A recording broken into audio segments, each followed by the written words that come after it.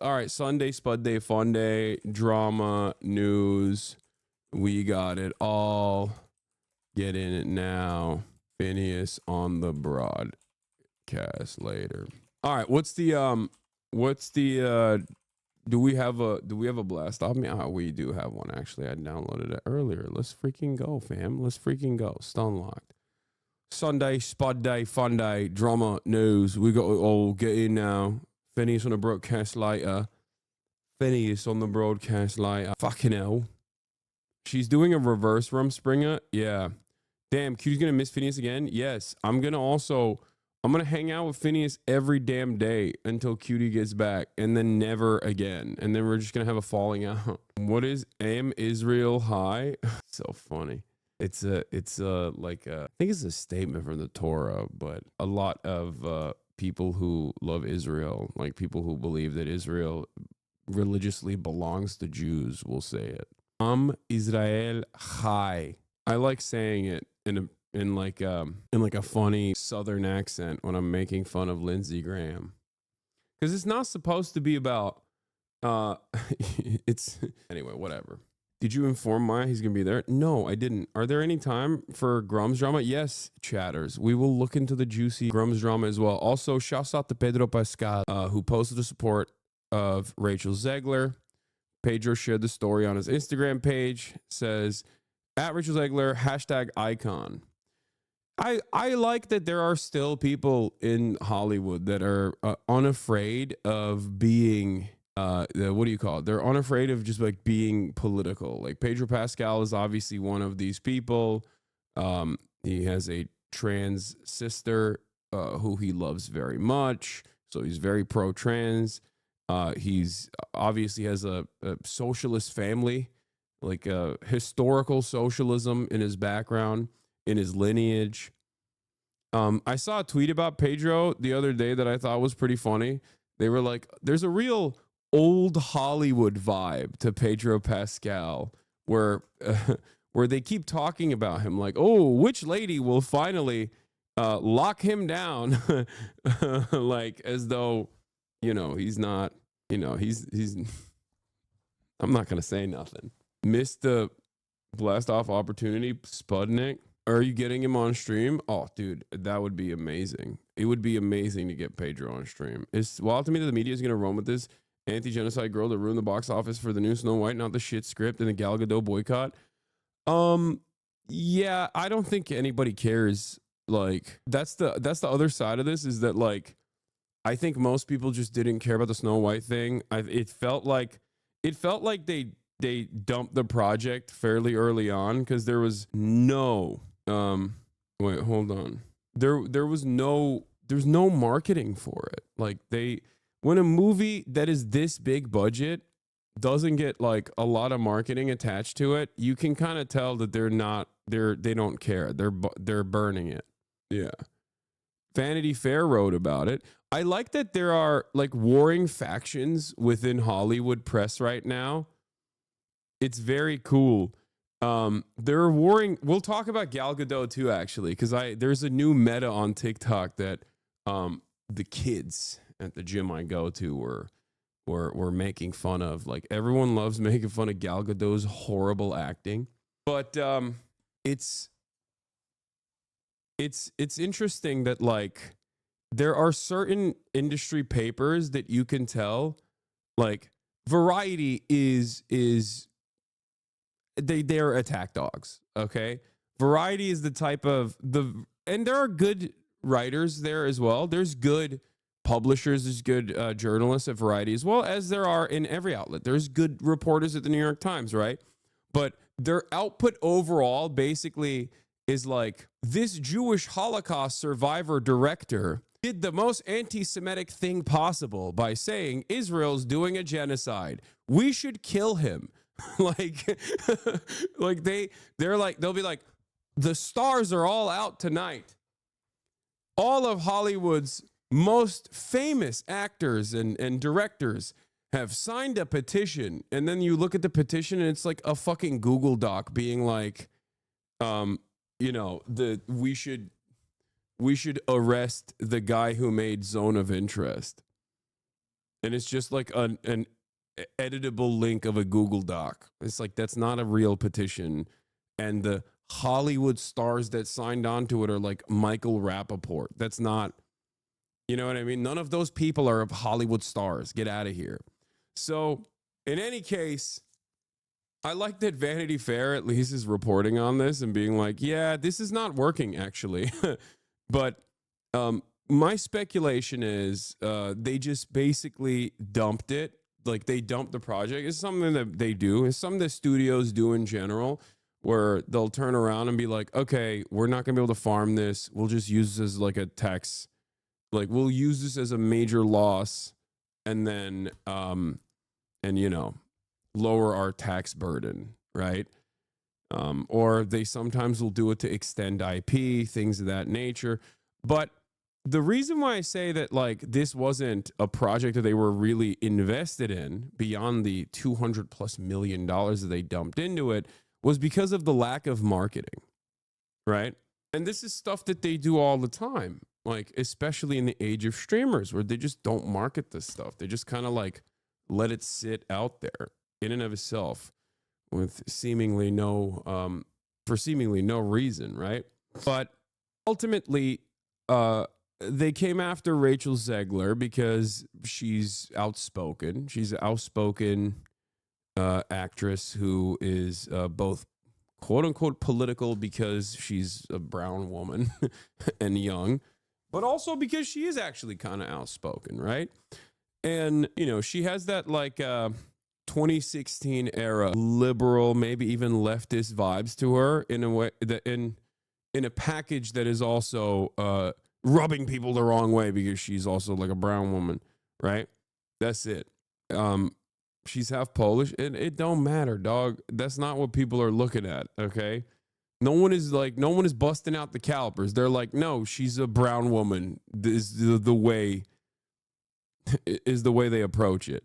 So kindly, she's not brown. Oh my God. Why are all the wokes in the chat are like, excuse me, I traced her ethnic heritage and I found that she is not indigenous enough to be considered brown. Like, shut up, okay? We're not talking about people's skin color here, okay? We're talking about why right-wingers hate her. You don't have to do freaking phrenology in the woke way right now, okay? You're not brown, please shut the fuck up. Wait, what? I'm not. I didn't say I was. What does this have to do with me? Oh my God, this guy. I'm gonna fucking time you out for an hour. I can tell this is Al is on one today. Okay? You're getting an hour time off for your own good. Okay? For your own good, because you're being incredibly annoying this morning. Anyway, so yeah, she's outspoken. She says some shit. She says some shit about Snow White. She did like the classic, like, oh, it's not going to be the old school Snow White, movie. It's going to be something different, whatever. But what the studio wanted to basically, this project that they were already invested in dumping, right? They wanted to say there's a reason for this flop. And basically they pointed all those fingers at Rachel Zegler, partially because she's outspoken, and partially because she said free Palestine. And we covered this story already, but it's cool that all these like big bad industry papers turned around and wrote articles about how she actually is the reason why the Snow White movie is failing, and not because of like Gal Gadot or not because of any other reason, not because it got a 1.8 on IMDb. Like, these are not, she is not the only reason why this project kind of fell apart. Okay. That's ridiculous. Yeah. She said free Palestine at the tail end on the, when they were out promoting the movie. That's the reason why the movie sucks. But that's neither here nor there. Review bombing by chuds who never saw the movie and show. So the other side of this that I also can't stand is that, like, it's just not for me. Like, this movie was not made for me. Okay? Like, I understand that. It's Snow White. I don't give a shit about Snow White. I'm sorry.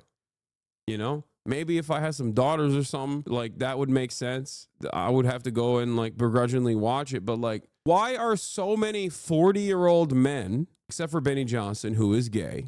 Okay, so that's different. But why are so many like 48-year-old straight men, divorced dads, or just like people that don't even have daughters, right? Why are they chirping about Snow White not being like hot enough or whatever? It's such a strange thing. It does not make any sense. Like this guy, Snow White, it's even worse than I expected. 4.3 million views 8 days ago. These guys they were never supposed to watch this movie. They don't want to watch the movie. They just want to shit about this movie. But the movie's not for you. It's like me freaking out about fucking Bluey, you know? That's what it feels like to me. Am I crazy? I don't know. Maybe I am crazy. Or maybe everyone else has become increasingly more insane. Where these guys just like lose their shit at everything. And it's supposed to be the most masculine thing you can do. The most masculine thing you can do is get mad at a Disney production made for children. What are you doing? Like, what are you doing? It's for girls. It's for children. It's for like babies and maybe some gay men, you know? Like what? It's not everything is supposed to serve you. Has Snow White ever, was the intention for Snow White to serve you well into your adulthood? Like, I don't understand. The movie was bad though. Rachel was good, but the movie is bad. I know. But even if the movie was good, I would still say it's not for me. I don't give a shit. And I think there's a level of freedom and a level of honesty in saying, I don't care about this. Okay? These guys, on the other hand, cannot do that because they cannot do that. They have to. They have to make it. They have to complain. Why do we care it though? I don't care about the movie at all. I care about this shit. I care about these fucking losers like losing their goddamn minds over it. I care about the culture surrounding rage bait outrage merchants. Okay, this is what they do. This is what they sell. They sell outrage. Was the original Snow White Asmongold's favorite movie? That's what I that's the thing. Like, I don't know if we can just like get people to snap out of it like this either. I try to. I try my best. I'm like, hey, I don't think you care about this. Like, why do you care about this so much? Like, are you okay? You know, is everything all right? Like in the real world, if a friend of mine that is around my age, if like a 30-plus-year-old guy friend of mine was like, bro, you seen this Snow White shit? I'd be like, what are you saying? No, I haven't. Why has this thought ever crossed your mind? You don't care about this. You watched a podcast that told you should care about this. The fuck's wrong with you? Be your own goddamn man. Be a man. Be a man. Be a man. Okay? Be a man. You're a bot. It doesn't make sense. Ask Cutie, she's a Disney adult though. Well, that's the other side of the story, is that the film is not also good in and of itself. So I don't even think the Disney adults are on board with this regardless. There's just nothing. I mean, there's no better situation for these Gamergate losers than to like, this is a perfect storm because it's also a dog shit product. Because when big budget production gets the crosshairs from the outrage merchants, right? But it actually does solid sales or it actually reaches like critical acclaim or whatever, then they kind of have to throw it out. They just kind of have to move on to the next thing. But when something that they had the crosshairs on actually fails at the box office, then they never let it go. Like with Baldur's Gate 3. Baldur's Gate 3 was a video game that every gamer was demanding for decades at this point. They were very excited when it came out. So they couldn't talk about how gay it was. You know, all these outrage merchants, they wanted to farm it, but they couldn't farm how gay Baldur's Gate 3 was because it was awesome. And it got critical acclaim very quickly. Buzz Lightyear movie did horrible, Hassan. What are you talking about? What is Buzz Lightyear movie? What? See, this is what I mean. I don't know what this is. I don't know what I don't even know what this is. You know what I mean? I don't care. I don't care. I don't know. Like, I am way more interested in like trying to understand why supposedly straight adults that are over the age of 30 are fucking losing their shit over freaking Snow White, dude. Do you have a baby brain? It's so incredibly soy. It's so goddamn soy. You're a baby. You're a child. Like, what are you doing? And it seems that there's a lot of children out there. So, like, you know, this kind of stuff does get a lot of motion. Is it not the same with anime? Yeah, you could say that. I like baby adjacent content in that regard. I mean, I watch shonen for sure. But to be fair, shonen is the target market for shonen isn't just for children. Like, it definitely is from children all the way to adults. Anyway, here's the blast off. Snow White exposed the soy, right? Yeah, I just don't get it when these guys fucking complain about, like, when they complain about you know, video games not being good, or specifically target video games that are not for them, right? That were never made for them. You know? It just doesn't make any sense. Avatar The Last Airbender is for everyone, not just kids. Yeah. Oh my God. Speaking of Avatar The Last Airbender, I had a moment this morning where I almost teared up a little bit. I was on TikTok and this dude was like, this dude had an instrument and played this like song from Avatar The Last Airbender with this like random, this weird instrument. And I got like emotional. It wasn't Leaves from the Vine. It was the other one. Leaves from the Vine always gets me though. That one always gets me. Oh man, Uncle Iroh, war criminal on his redemption arc. I can't believe that Barbie Girl Time Adventure is woke is unplayable to the 50-year-old man. That's what I'm saying. It's just like, if you find yourself complaining about this shit, that means like your life is too good, man. You're looking for shit to complain about. And it's like, it's loser shit.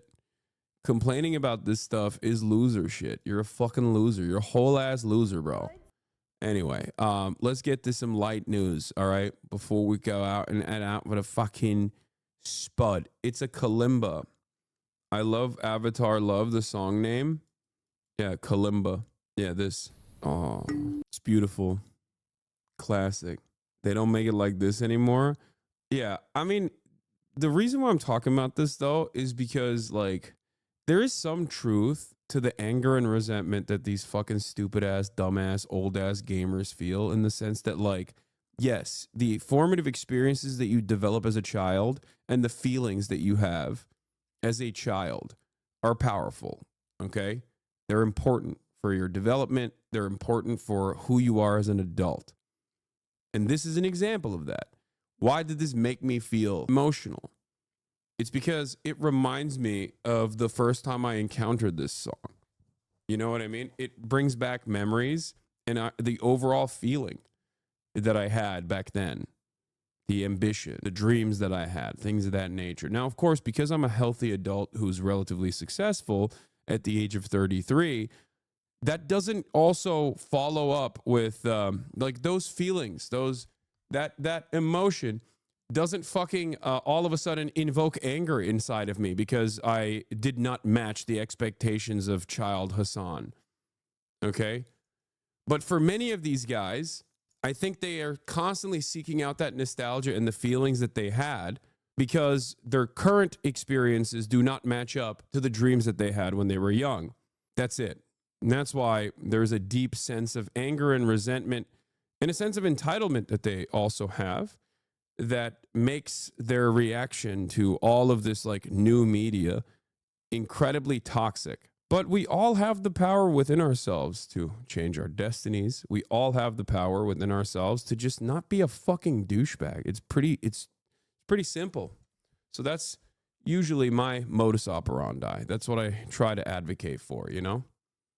There are things that are within your control that you can change. And I think a good starting point would be, don't be a fucking asshole. Don't be a whiny little baby. I think these are important fundamentals that you can apply to your life and try to constantly check yourself with a healthy dose of self-crit. Anyway, speaking of people who are reaching new new levels that their childhood self probably never thought they would. Donald Trump. Let's take a look at what Donald Trump is up to.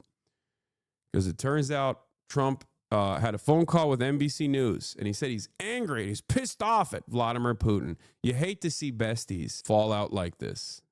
Drama, the girls are fighting. Sunday morning, President Trump is standing by his national security team as the fallout intensifies after top officials mistakenly shared attack plans for U.S. military strikes in Yemen on the Signal messaging app with a journalist.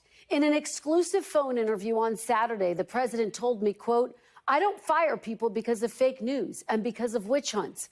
Mr. Trump said he still has confidence in Defense Secretary Pete Hegseth and National Security Advisor Mike Waltz. Just hours ago, President... Someone said that's why you never see two pretty best friends. Yeah. You never see two hotties like this that are besties. Like, there's always going to be some friction. You know what I mean? They're going to be into the same guy. It's just going to cause some issues, right? And Trump called me to tell me he is, quote, pissed off with Russia's President Putin and threatened to impose secondary tariffs on Russia's oil. It's crazy how orange he looks next to Vladimir Putin. It's crazy. Quote, "If Russia and I are unable to make a deal on stopping the bloodshed in Ukraine, and if I think it was Russia's fault, which it might not be, but if I think it was Russia's fault, I am going to put secondary tariffs on all oil coming out of Russia." Mr. Trump said 25% tariffs on Russian oil could happen any moment and told me he plans to speak with President Putin this week. The president told me, quote, "I was very angry, pissed off when Putin started getting into Zelensky's credibility and started talking about new leadership in Ukraine." On Iran, the president said he's also considering secondary tariffs if Iran doesn't agree to a nuclear deal. Quote, "If they don't make a deal, there will be bombing, and it will be bombing the likes of which they have never seen before." After markets tumbled on Friday and with consumer confidence falling, the president also told me he's not backing down on his tariff plans. What we're going to be doing is a 25% tariff on all cars that are not made in the United States. If they're made in the United States, there's absolutely no tariff. And the president telling me tariffs are, quote, absolutely permanent. And on fears of foreign automakers raising prices, quote, "I couldn't care less if they raise prices because people are going to start buying American-made cars." And on his vow to annex Greenland, the president saying, quote, "I never take military force off the table, but I think there's a good possibility." I like that he called NBC News and said all of the bad things. He was like, "I'm going to go on a tear and I'm going to give you the worst possible answer for everything that you asked me. And maybe some extra stuff too." Fantastic. Every time this dude opens his mouth, I'm like, oh my God, here we go. What else? What else should we be looking forward to in the upcoming months? You know, fantastic, amazing, wonderful. Calling up fake news media like this is interesting, though. I think it means that he's recognizing that his motion is on shaky ground. You know, he's losing his motion a little bit because before he was riding high. Okay, there was no calls to NBC News whatsoever. It was all Fox News. He was going up, talking to brown nosers like Sean Hannity, and I think he recognizes that his approval ratings are kind of falling apart, especially because the economy is not doing so hot right now. And that's seemingly the only thing that selfish, entitled, self-centered Americans who can't see anything but like what's right in front of them care about. And it's a big thing to care about, for the record, of course. Make no mistake. But it's wild that like he's fucking that up, the thing that he like won the election over, while simultaneously also eroding constitutional protections that are in. Hassan is so negative, man. What an L way to live. Trump is king, baby. I like the overall vibes from people who are just like, yeah, I really just want you to say nice things about Trump. Like, I want you to just like have fun with it, you know? Okay, dude. They're black bagging people out the streets. You know what I mean? It's pretty fucked up. What do you want me to do? Lie? Yeah, based. Okay, there you go. Yeah, he's the king. Nice about anything, man. Yeah, based. This is the reason why he's threatening to bomb Iran now. They rejected his little letter. Oh, yeah. Great. Breaking. Iran's president has rejected direct negotiations with the U.S. in response to Trump's letter. Great. Fantastic. Amazing. That we could do it without military force. The White House is still on defense this weekend after the Atlantic editor-in-chief Jeffrey Goldberg says he was added to that signal conversation by Mr. Like, Trump called in NBC News and was like, I'm going to bomb a foreign nation with a standing military, missile systems, one that could cripple the global economy in retaliation. And you're over here being like, why don't you say something nice about that? Well, I don't know. I don't think it's hard. It's hard to say something nice about it, you know? He's like, I'm going to militarily invade Greenland. Okay, how do I find something nice about that? How am I supposed to look at that and go, yeah, that's awesome. Thank you, sir. Yeah, we should invade more countries. That's what I wanted. I wanted more invasions, not less, of course. That's why I voted for the peaceful dove, by the way. Remember? Everybody was like, oh yeah, Mr. Peaceful Dove. That's what he does. He does peace deals. He's the art of the deal, art of the steal, baby, you know? He's such a good deal maker that he spent the first 2 months undermining our proxy in the Ukraine situation while simultaneously glazing Vladimir Putin. And now Vladimir Putin predictably is not even playing ball with him. So now he's upset at him. What happened to that deal? He said day one, he was going to fix it. He said, no more forever wars. Day one, I'm coming and I'm fixing Ukraine. Ukraine would have never happened under my watch. Okay. So what happened? It's no longer day two. We're entering the third month of the admin. What the hell? Trump's national security advisor, Mike Waltz, where details of the plans for an attack on the Houthis in Yemen were shared with him in real time. The chat included the vice president, the defense secretary, the secretary of state, the CIA director, and the director of national intelligence. The explanations for what happened and how serious of a security breach it was have been evolving. I'm sure everybody out there has had a contact where it was said one person and then a different phone number. But you've never talked to him before, so how's the number on your phone? I mean, I'm not an expert in any of this, but it's just curious. How's the number on your phone? Well, if you have somebody else's contact and then then somehow it gets someone sucked sent in, you that it gets contact. sucked in. Nobody was texting. It gets sucked in. That's just how it gets sucked in. Don't you hate it when it gets sucked in, dude? Yeah. Son, you're such a hater. Why don't you understand? It gets sucked in. You know, hey, this guy, let me say something positive about him. He likes the party. That's cool. I like that the defense department is led by a guy who likes the party. I actually don't care about incompetence at this level, for the record. I do care about like the hatred that these people have in their hearts, but I don't really mind if the defense department is just weak. I don't mind that they're incompetent when they're making these sorts of decisions on signal group chats or whatever. I do mind that our coverage over their ridiculous actions, like consistently bombing Yemen, for example, are not about why we're bombing Yemen at all, or bombing Yemen without congressional approval, or killing a bunch of civilians in the process and admitting it in signal group chats. But instead, it's all about, like, why are they doing this in signal group chats? They should have better operational security. It's like, no, I don't really care. It's fine if they don't have good OPSEC. I'm happy with that, actually. Oh no, will it thwart America's evil plans? Oops, I guess, you know? War plans, and that's all I have to say about that. Intelligence officials defended the sensitive nature of the content, denying it was classified. My communications, to be clear, in a signal message group were entirely permissible and lawful and did not include classified information. There was no classified material that was shared. Was there any mention of a target in Yemen? I don't remember mention of specific targets. Was there any mention, Ms. Gabbard, of a weapon or weapons system? I don't recall specific weapons systems being named. How about anything about timing?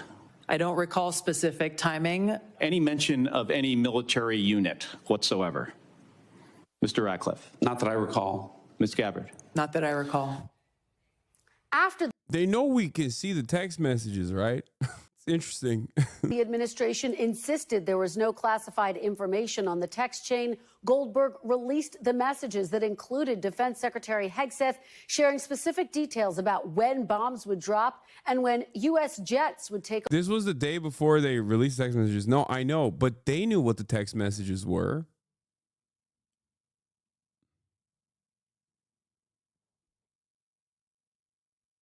They knew what the text messages were. Yeah.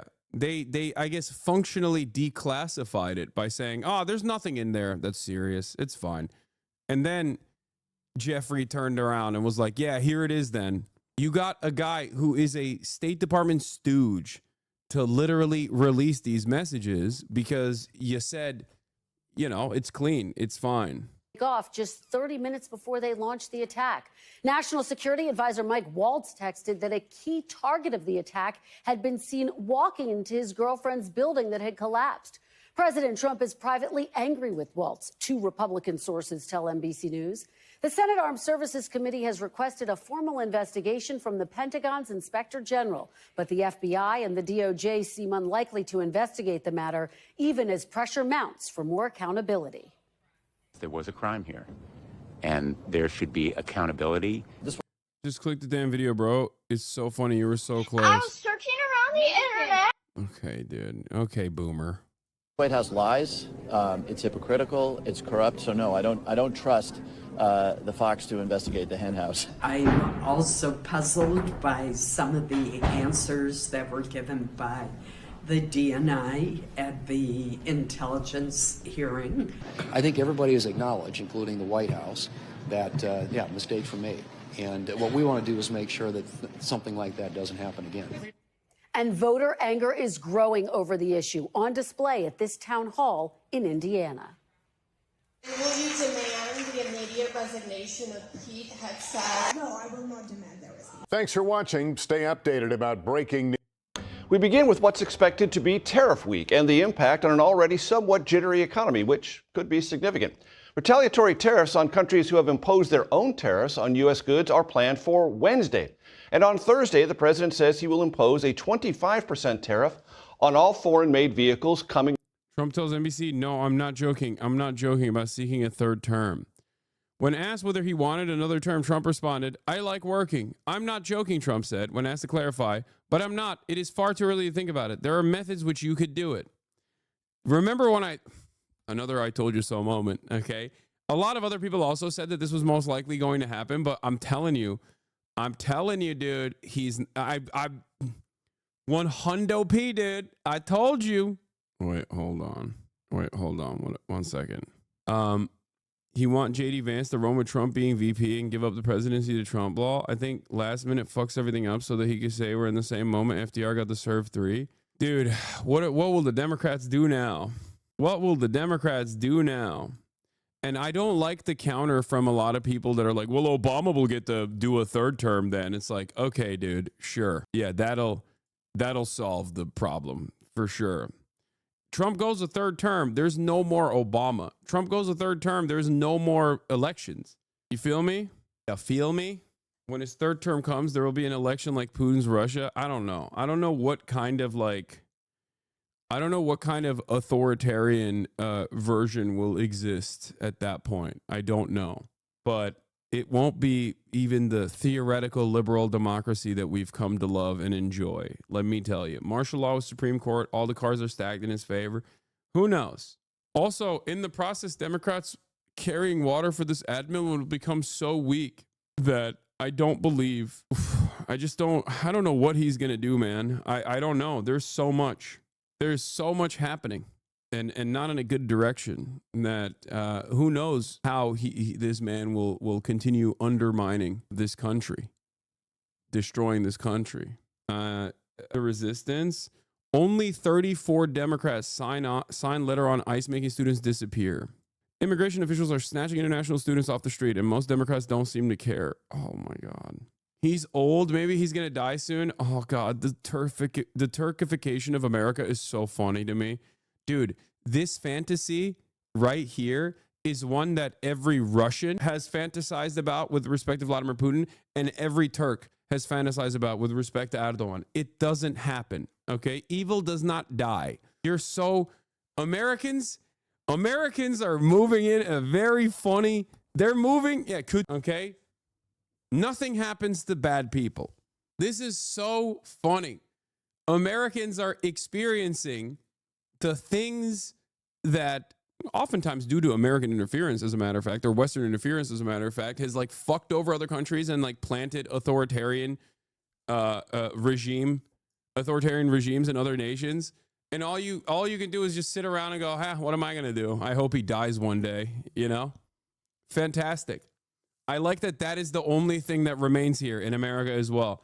Like we've given up. We've given up entirely on the Democrats doing anything in terms of resistance, like the courts, all the institutions are going to serve his interests. So that's the last option. When you're at that stage, the last option is like, okay, maybe he'll die because he's old, you know? He's going to get us into a direct war somewhere, then declare that we can't hold elections because we're at war. And if anyone complains, he's going to say you're okay with Zelensky doing it while completely ignoring it's not Zelensky's choice to be at war. Have you read about the Swedish journalist that got detained in Turkey, got arrested on terrorism charges? No, I hadn't seen it, but that's not surprising to me at all. Bro, you guys are so crazy. Trump almost got assassinated and he survived, dude. He's got the heavens mandate, okay? Golden hand. That's it. Oh, God. Shit is so fucked up. Kamala and Biden more than doubled the amount of people abducted by ICE after taking over from Trump. Liberals just stopped caring for 4 years. Welcome back. Yeah, there is... I don't even want to get into this, but... What do you think of Ezra Klein's new Abundance book? What do you think of him in general? Is he a Zio Lamau? Ezra Klein is definitely more critical of Israel than the average liberal Zionist is. But that has nothing to do with the abundance stuff anyway. The abundance stuff is just like repackaged. It seems like it's like repackaged neoliberalism, but I haven't read the book, so I can't. I mean, he talked to Ta-Nehisi Coates. He has a major platform, and he offered like a non-contentious and pretty positive interview to Ta-Nehisi Coates. So I think that he is not, I think he's wrong, but maybe not intellectually dishonest, if that makes sense. Like, I think his worldview is incorrect. He's just a liberal, man. That's it. He's a liberal who is, I guess, more open-minded than the average liberal. Yeah, I listened to Matt Brunig talk about the book. He read it on Chapo, and it just seems exactly what I thought it was. But then again, like I said, I didn't read it. I can only speak on the way that people are talking about it, the way that they have presented the book, and the way that people are defending the book, and the ways in which people have criticized the book, those who have read it. And the problems are obvious, and I think that they recognize it as well. Except their solutions are more deregulation, it seems, and I don't know. Into the U.S. Anyway, let's watch. Americans want focus on prices, not tariffs. These and other tariffs are in addition to those already imposed on some of our closest allies, like Canada and Mexico. Of course, there are tariffs on China as well. Our new CBS News poll reflects some of that underlying economic anxiety. So we bring in our Executive Director of Elections and Surveys, Anthony Salvanto. Anthony, I'm going to be very scientific here. On the economy, what gives? Well, we know, good morning, Major. We know that people still say the economy is bad. We know that prices and inflation are the top reason they give for why. So in this poll, we find that the president's approval for specifically handling the economy and inflation are both ticked down. Now, let's talk about these. I'm tired of defending you in the comments of Lex Loser Boss, lol. What? What is Lex Loser Boss? Hold on. Lex Loser, that TikTok guy? Who's Lex Loser, the TikTok guy? Bro, I have no idea what you're talking about. Tariffs, because look, it's early in the administration, so I think the key gauge is what do people think he's trying to do? And here we see a mismatch. They think he's... No, don't tell him. Don't tell that chatter to stop fighting these battles. It's good. Keep fighting those battles, brave soldier. Putting too much focus on trying to put in tariffs and not enough focus on trying to lower prices. Now, The mismatch there is the administration argues, well, that'll have positive impact, right? So I asked, what do you think will happen when tariffs go into effect? People think in the short term that it'll raise prices, but also in the long term, there's a lot of people who think tariffs will raise prices. So the administration hasn't quite connected the dots on that argument yet. Now, what happens next is you get people think with uncertainty in the stock market that his policies are having a negative effect there. I should add this. He does not entirely own this economy yet. Speaking of it, why did you skip that Kamala Biden deportation article? Is it true? Is it untrue? Or does it negate the need to demand answers from Trump's administration for deportations? No, I didn't skip it. It wasn't an article. It was first of all, it was one graph. Secondly, it's not untrue. And the reason why I quote unquote skipped it is because I don't want to fucking talk about deportations again. I've talked about it every single goddamn day. It's like breaking my fucking brain. And it's also things that I've already brought up before in terms of, now you're getting me to talk about it again. Oh my God. Just let me fucking live, dude. Let me live. Let me cover the stories that I want to cover, okay? Please. Oh my God. Oh my fucking God. Being early, right? Asked who's to blame for inflation, right? And that he shares with Joe Biden still. But one of the things to watch going forward is expectations. Coming into the administration, before he took office, a lot of people thought that Trump's policies would make them financially better off. You ask that question today, and far fewer Americans think that. Even far fewer Republicans think that, and that expectations game is key. In the data, there's still some buoyancy for the president. He's not collapsing by any stretch of the imagination. And it appears one of the reasons is satisfaction with aggressiveness on immigration. Absolutely right. This is a story about balance. And the things that are going well in the public mind for him is his handling of immigration, which is still net positive. Yeah. The Democrats not contesting the immigration stuff that he's doing, unironically, is part of the reason why people just don't care about the immigration shit. That's it.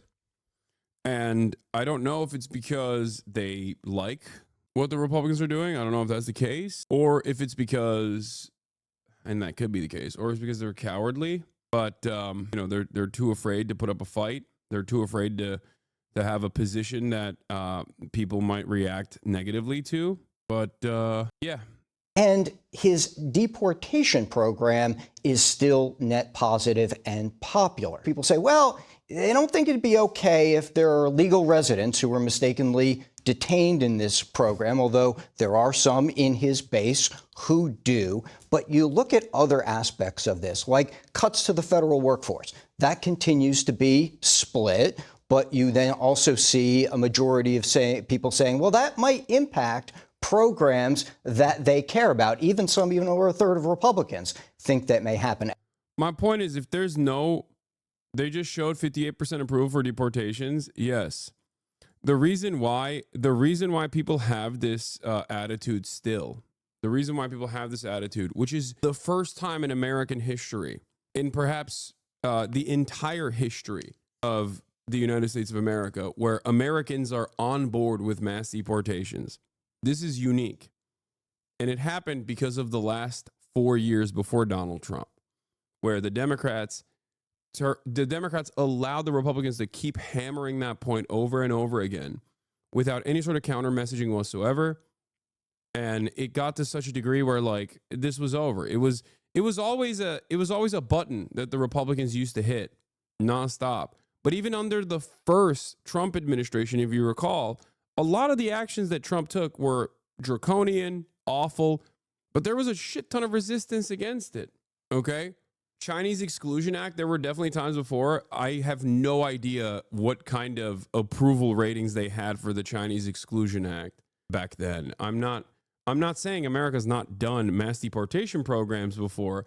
I'm simply talking about people's opinions on mass deportations.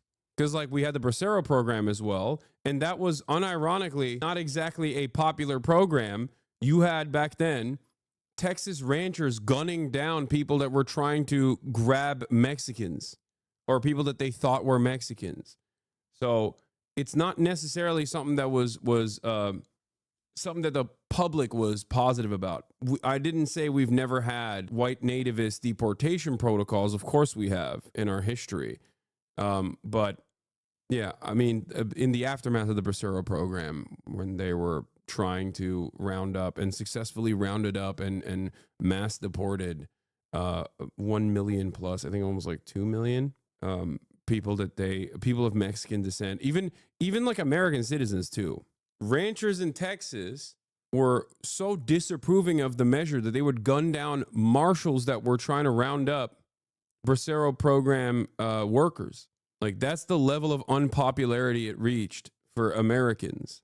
Yes, Operation W Back is the name of the operation. I just don't say it because I don't want to get clipped and then have people yell at me for saying a slur, but that's what they called it. My point is, Democrats dropped the ball spectacularly from 2021 onward on this issue. They never did counter messaging on the immigration stuff. They never showed a positive way in which migrants, undocumented and documented alike, are actually positive to this nation's economy, to the United States of America in general. And here we are. This is where we're at. I think that I would say that Americans are very malleable, and ultimately they're persuadable. They see what they see on television. They can make up their own minds, but usually you can lead them in the appropriate direction. And without democratic leadership, the media is not going to do that on their own. And if the democratic leadership is not interested in counter messaging against this and putting up a fight against this, as they have not, as even on this front, they have not done anything about it. If they capitulate and they cave, then yeah, the public is going to think, no, this is good. This is why we voted for Trump. And I'm glad it's happening. They're not going to be able to tie together why these mass deportations, which are not even they're not even mass deportations because logistically it's impossible for them to do so. But the no due process deportations that are taking place already, which is supposed to open up the precedent for mass deportations as it stands. If the Democrats are not going to push back against it, then people are gonna think, no, it's fine. And they're not going to realize why the economy is not getting fixed. The Republicans lied about tying mass deportations to the economy. The economy is not getting fixed. Deportations are happening. So if the Democrats don't actually recenter and refocus the message back to the economy and talk about how these kidnappings are completely unjustifiable and eroding what remains of the Constitution, then people are going to think, oh, I guess we just haven't deported enough Mexicans. That's it. What's happening right now is the same exact liberal capitulation that took place in Nazi Germany.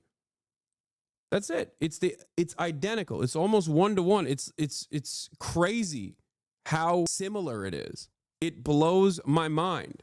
Popular. People say, well, they don't think it'd be okay if there are legal residents who were mistakenly detained in this program, although there are some in his base who do. But you look at other aspects of this, like cuts to the federal workforce. That continues to be split. But you then also see a majority of people saying, well, that might impact programs that they care about. Even over a third of Republicans think that may happen. Again, a key measure to watch. And look, in terms of how this ties back then to that uncertainty in the economy, that could have an impact worth watching too.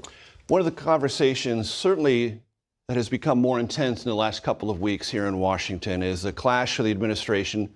Sometimes it looks intentionally with Congress on executive powers and with the courts on executive powers. Do we have any data that talks about where the country is? Like half of the stuff that the liberals are doing right now is reminiscent of just like full-blown capitulation, the Enabling Act. You know what I mean? It's just, there's probably, has Bestie Marks made a video on this? I feel like I've watched something on this broadcast before that is reminiscent of how liberals are operating right now and enabling the Trump authoritarian regime to be as violent as it wants to. New here, but saw the absolute bitch slap he gave Elon on his own platform and had this up. Congrats on your success as a fraud. Yeah. Hey, I'm the guy who said he might die line. It's funny you mentioned Putin and Erdogan. I'm from Hungary, so I know exactly that feeling of being under authoritarian leadership for a long fucking time. Exactly. Americans are now getting into the bargaining stage of like living under this kind of rulership, you know? It's fantastic. Oh, hold on. I got to do something real quick. About what looks like something that is really getting to be confrontational. In terms of judicial review, like you mentioned, the majority of people say, yeah, judges should have the ability to review a president's actions, but there is some talk on the right as well, should they try to impeach judges who rule against the president? And while most people don't say so, there is a bulk of Republicans who would favor such efforts. And that's, again, part of this larger push, especially from his base, on items like this. Look, other things, you know, DEI, ending DEI programs, marginally popular, but not cutting off funding to organizations that still go ahead and practice it. One of the interesting factors in all of these is where independents are. And independents are a little bit more troubled about the confrontation executive powers than Republicans. They are. And again, this speaks to a current politics, which is, are you pushing for things that the base wants? One of the things about the Republican base right now is that they say that those immigration efforts are just important in their evaluations as the economy is, and that sets up one of the key differences. Anthony Salvanto, always a pleasure. Thank you. Thanks, Major. To the protests against billionaire Tesla founder Elon Musk over his role in those massive federal job cuts. More demonstrations expected today at Tesla facilities across the country. ABC's Morgan Norwood is here with more. Morgan, good morning. Good morning to you, Whit. And while most of yesterday's demonstrations were peaceful, overnight police in Idaho say one protest turned violent during a... Hold on. You think the U.S. will actually use force to take Greenland? I don't know. 1 second. I'm calling it Uber for my dad. America's Coming Live Our Moment by 3 Arrows. This was 2 years ago, but this is not what I'm looking for. This is not what I'm looking for. I'm looking for simply a YouTube video that at least has like some visuals and stuff. Because no disrespect to 3 Arrows, who he's amazing, you know, friend of the show. But I'm looking for a video that exclusively talks about like liberal capitulation and the buildup to Nazi Germany from a socialist perspective. This channel. The Betrayal of the German Revolution Part 1. Oh, we watched this before, but that's not exactly what I was looking for either. There's a new Overzealots, but it's not about... We got a lot of work to... It's not about Nazi Germany. Okay, we can watch this as well. The Liberalism, the Fascism Pipeline. Okay, we'll start off here. This might be good. To do. Americans are being squeezed out of the labor force and their jobs are taken. But all over the world, they're coming into our country from Africa, from Asia. And you know who's being hurt the most by millions of people pouring into our country? The black population and the Hispanic population. The crime is going to be tremendous. The unions are suffering because of it. They're poisoning the blood of our country. That's what they've done. You would think that at a time when economic stratification and marginalization are running rampant, a time where the rich grow richer at the expense of everyone else, politicians would tailor their rhetoric to tackle the real issues at hand and not just stir division amongst races, genders, creeds, and religions. But no. Why do figures like Donald Trump point the finger at immigrants as though they are the reason for economic instability and not oligarchs? Will he ever mention the fact that in 2022 alone, undocumented migrants paid nearly $100 billion in tax revenue while being shut out of the very programs they helped fund? Why is the blame for a failing economic model rarely placed on the model itself, but instead transferred to groups who are already having a hard enough time? Why does this economic instability lead to divisive in-group, out-group rhetoric? Link the vid of him, or I'm making a call-out video about you on TikTok. What? Take a day off. Oh, CCP Philosophy might have done one? Okay, that might be the video that I was thinking of. Friend of the show, Overzealots' video, Liberalism, the Fascism Pipeline. Neoliberalism Explained. It wasn't CCP Philosophy, it was a cuck philosophy, right? Or is it cuck philosophy? And not toward a productive discussion about the innate instability of the economic model we live under? I hope I can answer that question by the end of this video. But first, we have to go back in time just a bit. CCK philosophy. In the aftermath of the Second World War, Western governments and economists alike were scratching their heads trying to come up with economic reforms that would prevent a calamity like the war they just endured from ever occurring again. The Great Depression still lingered in the minds of many, with unregulated capitalism widely seen as its cause and an unstable economic model. Western governments didn't want to scrap capitalism altogether, but they believed that by guaranteeing their populations basic dignities and social safety nets, it would prevent them from entertaining alternative economic and political ideas. Keep in mind, it was the disillusionment and suffering of the German citizenry post-World War I that allowed for Hitler's rhetoric and ideas to flourish. By preventing that level of economic instability from occurring again, Western governments believed that they could prevent fascism from gaining traction in the future. They also wished to prevent socialist or communist sentiment from strengthening. It's important to note that post-World War II, the socialist bloc was guaranteeing employment, healthcare, and housing to its citizens. If the capitalist West didn't try to appease its populations in a similar way, it feared that revolutionary leftist movements would flourish, and in the eyes of many liberals, fascism and socialism are totally the same level of evil.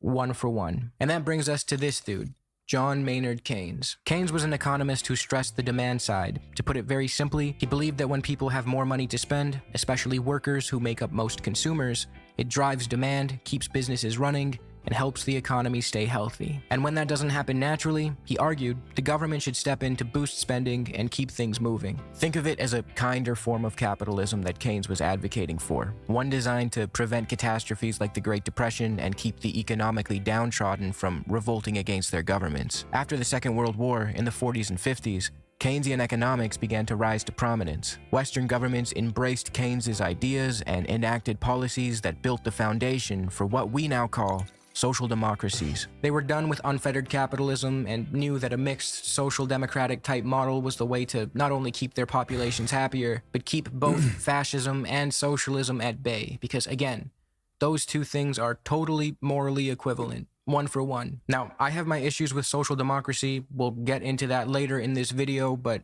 one thing that's for certain is that the social democratic model was an improvement to the unregulated capitalist hellscape that preceded it.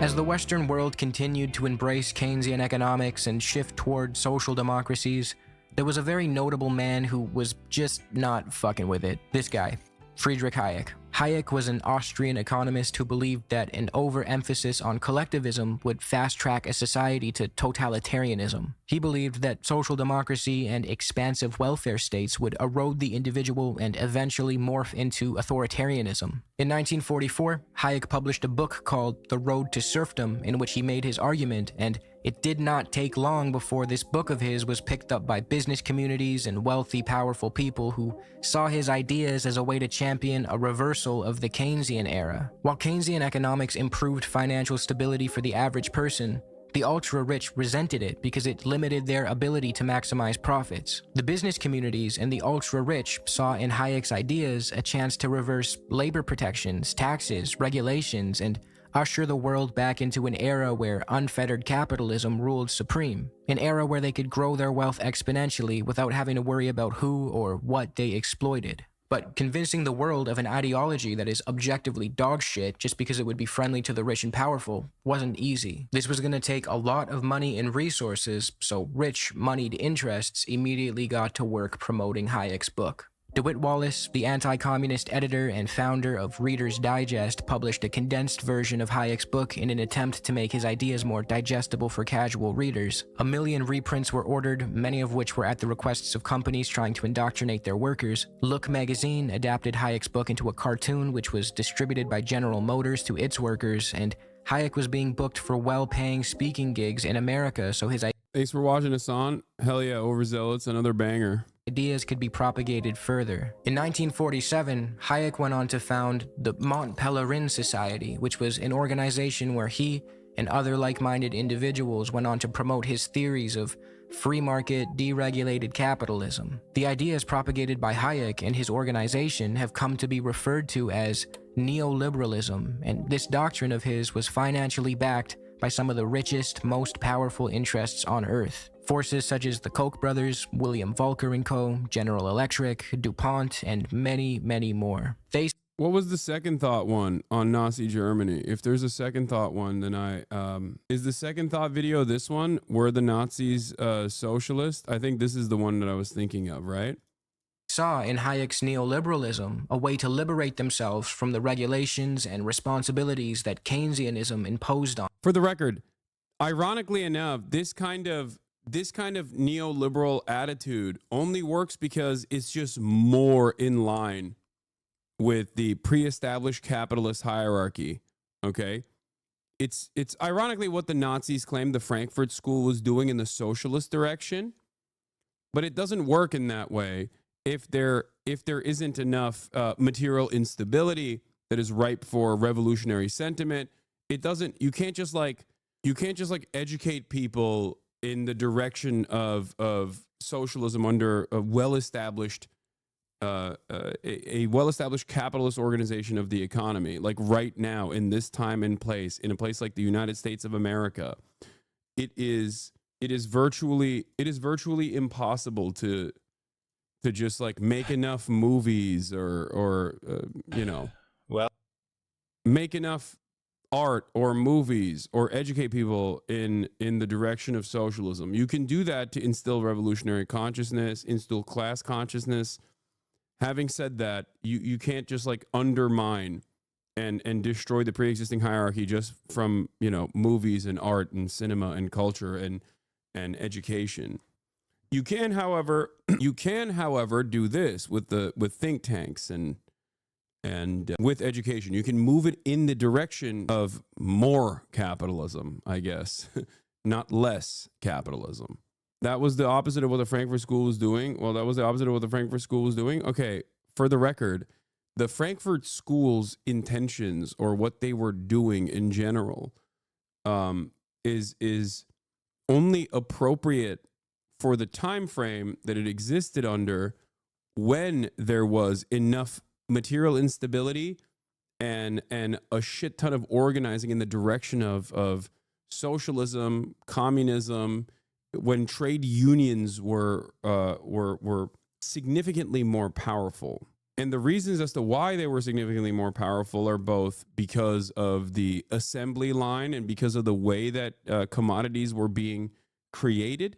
Like commodity production. Adorno and Hork were shitting on leftists who thought revolution was going to come from music. Yeah, my point is that even if there was any kind of class consciousness that you could instill upon the public through education and through art or through culture or whatever, that would only work in a situation where people are working side by side in assembly lines and the commodity production is not so globalized in the way that it is now.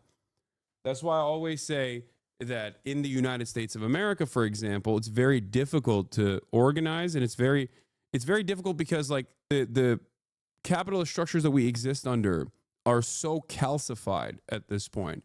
People take it for granted. People are like, this is the only way. That's why Fisher famously said, it's easier to imagine the end of the world than to imagine the end of capitalism, because absolutely zero people can even, like zero normies can envision a future where capitalism is no longer the existing hierarchy. All of capitalism's enemies have been killed. The anti-capitalist sentiment has been effectively squashed, and successful methods of organizing have been destroyed as well. So for that reason, and because we don't have for those reasons that I mentioned, and because we don't have a old school way of developing commodities, an old school way of producing commodities like they used to back then when everyone was side by side and the material conditions were significantly worse for the average person, there's no effective way of just like creating effective methods of organizing. That's why I do what I do right now to the best of my ability, which is to try to get people to become more aware of their class position. Because Americans are, at the end of the day, far too comfortable. And beyond that, there's no alternative that is presented to them at all. They don't even think about it. Like it's just outside of the question. When it comes to Frankfurt School scholar here, PhD, agree with your assessment on the ground conditions, but the school was also creating new language for all the humanities, creating intellectual conditions for a future movement that could deliver on the promise of socialism. Yeah. My point is intellectual thought could only unlock the revolutionary potential of the working class. But without organizing and without mechanisms of pushback, without labor militancy, you cannot achieve that on its own. Like, capitalism has evolved throughout the years. It's gotten lifelines over and over again through the welfare state, through both suppression of dissent, but also through, I think more importantly, the expansive bounties that the labor aristocracy gets, that they take for granted, that they don't even question how they get it. That's the issue with even social democracies to begin with, because the Western world and liberal social democracies could not exist without hyper exploitation of the global South. It just would not exist in the way that it does. So yes, atomization of labor is huge and understated too. That's what I was trying to say, but you put it into better words than myself. Like, we are so hyper connected online and yet so far away from the people that we work alongside at every aspect of production. There's no, like, think about it. I'm technically a wage. I'm technically a 1099 wage employee for Twitch, right? This entire structure is built on top of a completely globalized and completely financialized economy, where the computer that I'm using gets its different parts from different parts of the world, with laborers that I will never encounter, laborers that I will never see, the minerals necessary to build some of these things that are inside of the computer is mined in horrifying conditions of hyper exploitation, with, again, faceless figures that I will never encounter. And then when you think about Amazon in of itself as a ginormous corporation, and even the workers that work within Twitch or the AWS structure, I don't know where they live around the planet. I don't know how they work. I don't know what their working conditions look like. And all of that system is what allows me to do what I'm doing right now. Whereas back in the day, I think like commodity production was much simpler. Sure, there was still resource extraction happening in other parts of the world, but you know, you worked at a factory where you went in every single day to that factory and you were standing next to other people on the assembly line. It was much easier to organize in a process like that. One, because they did not have the Amazon methods of disrupting labor organizing, right? In the way that like Amazon distribution facilities, which would be the closest to that assembly line structure, but you know, Amazon does a lot of turnover deliberately in an effort to make sure that no one is there for more than 2 years. Because if you know your comrades really well, inevitably you're going to start recognizing that they have the same pains that you do. Every day that you spend in those conditions is another day where you recognize that your managers are actually antagonistic towards you. That creates class consciousness. So this entire system is designed in a way where we are so far away from other laborers that have similar perspectives, similar needs, similar wants. It's also partially why right-wing reactionary sentiment that is inherently divisive is so successful. Oh, shit. Wait, did he? Okay, he did. All right, good. I'm trying to also figure out my dad's Uber situation at LAX. Sorry. On them. Now, neoliberalism as a term in the modern day tends to be used mostly as a pejorative by people critical of the ideology, but it absolutely still is a real and pervasive parasitic force. To define it can be tricky, but here are a few attempts that I think do a good job. Historian David Harvey says, neoliberalism is a theory of political economic practices that proposes that human well-being can best be advanced by liberating individual entrepreneurial freedoms and skills within an institutional framework characterized by strong private property rights, free markets, and free trade. The role of the state is to create and preserve an institutional framework appropriate to such practices. The state has to guarantee, by force if need be, the proper functioning of markets. If markets do not exist in areas such as land, water, education, healthcare, social security, or environmental pollution, then they must be created by state action if necessary. But beyond these tasks, the state should not venture.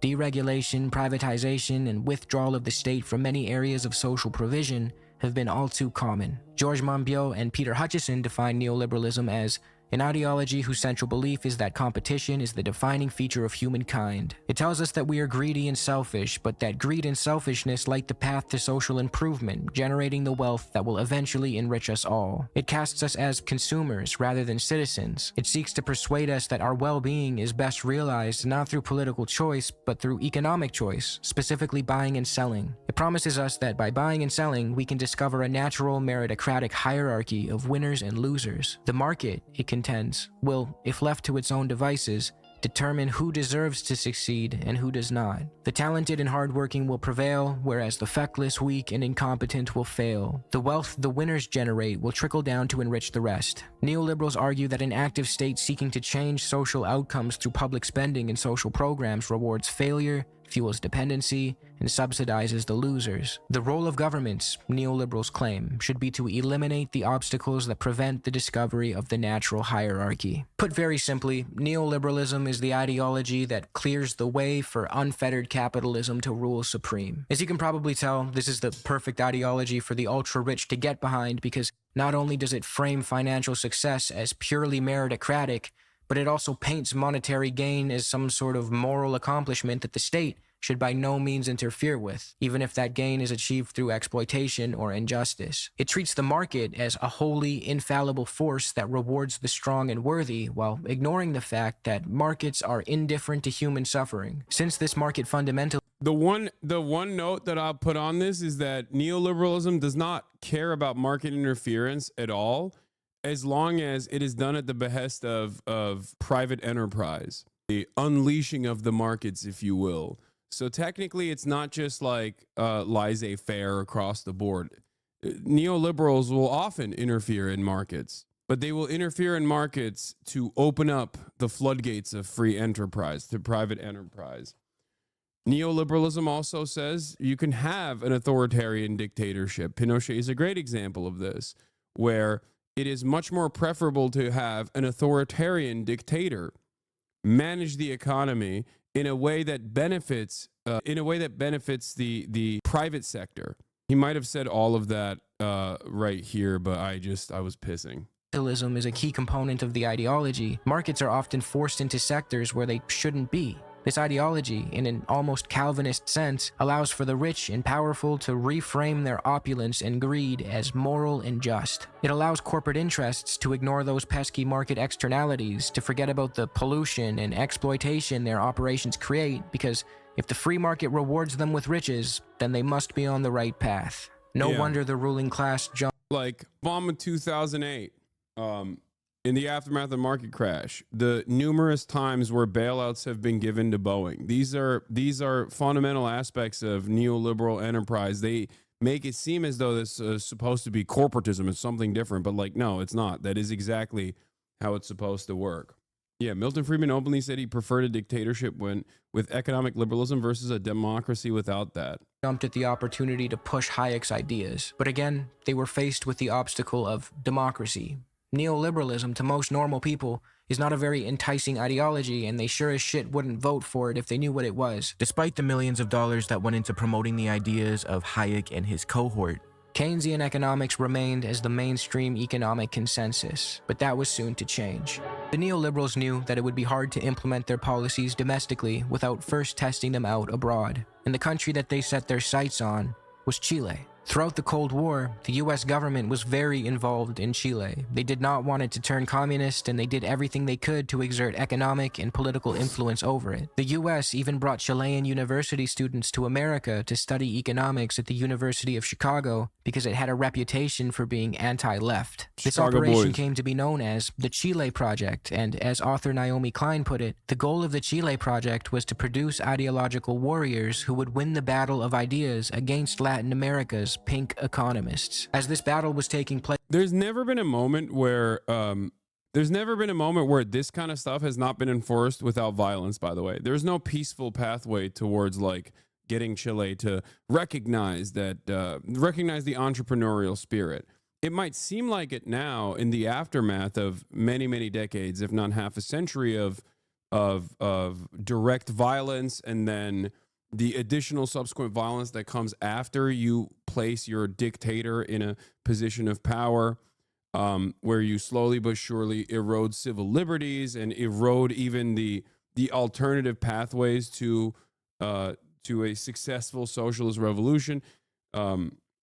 You at a point where it basically becomes like a self-sustaining mechanism, in the same ways where in the United States of America, for example, you see a lot of backlash organically develop against socialist thought and any sort of anti-capitalist sentiment. If you're wondering how people become so stupid, how people are so resentful and so angry towards a different organization of the economy that they've never actually encountered, one that actually, in theory, at the very least, directly benefits their living conditions, this is how it happens. That's why I said it's calcified.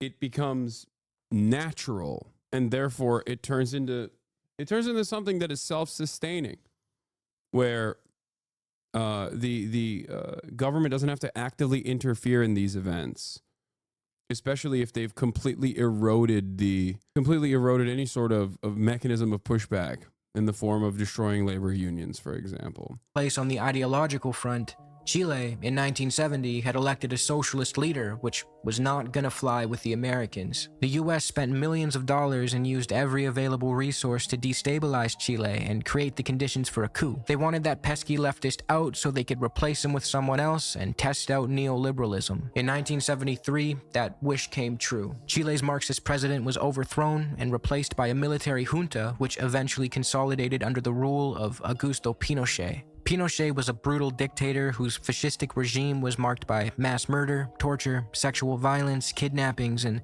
the persecution of leftists. He rid the country of any socialist or Marxist influence, and in the eyes of the Americans, he was the perfect man to implement neoliberalism in Chile. Those same students who studied economics at the University of Chicago were now fully equipped to return home and put their lessons of mass privatization, deregulation, and market fundamentalism into practice. University of Chicago professor Milton Friedman played a key role in indoctrinating these young men, and he was also a prominent member of Hayek's Mont Pelerin Society.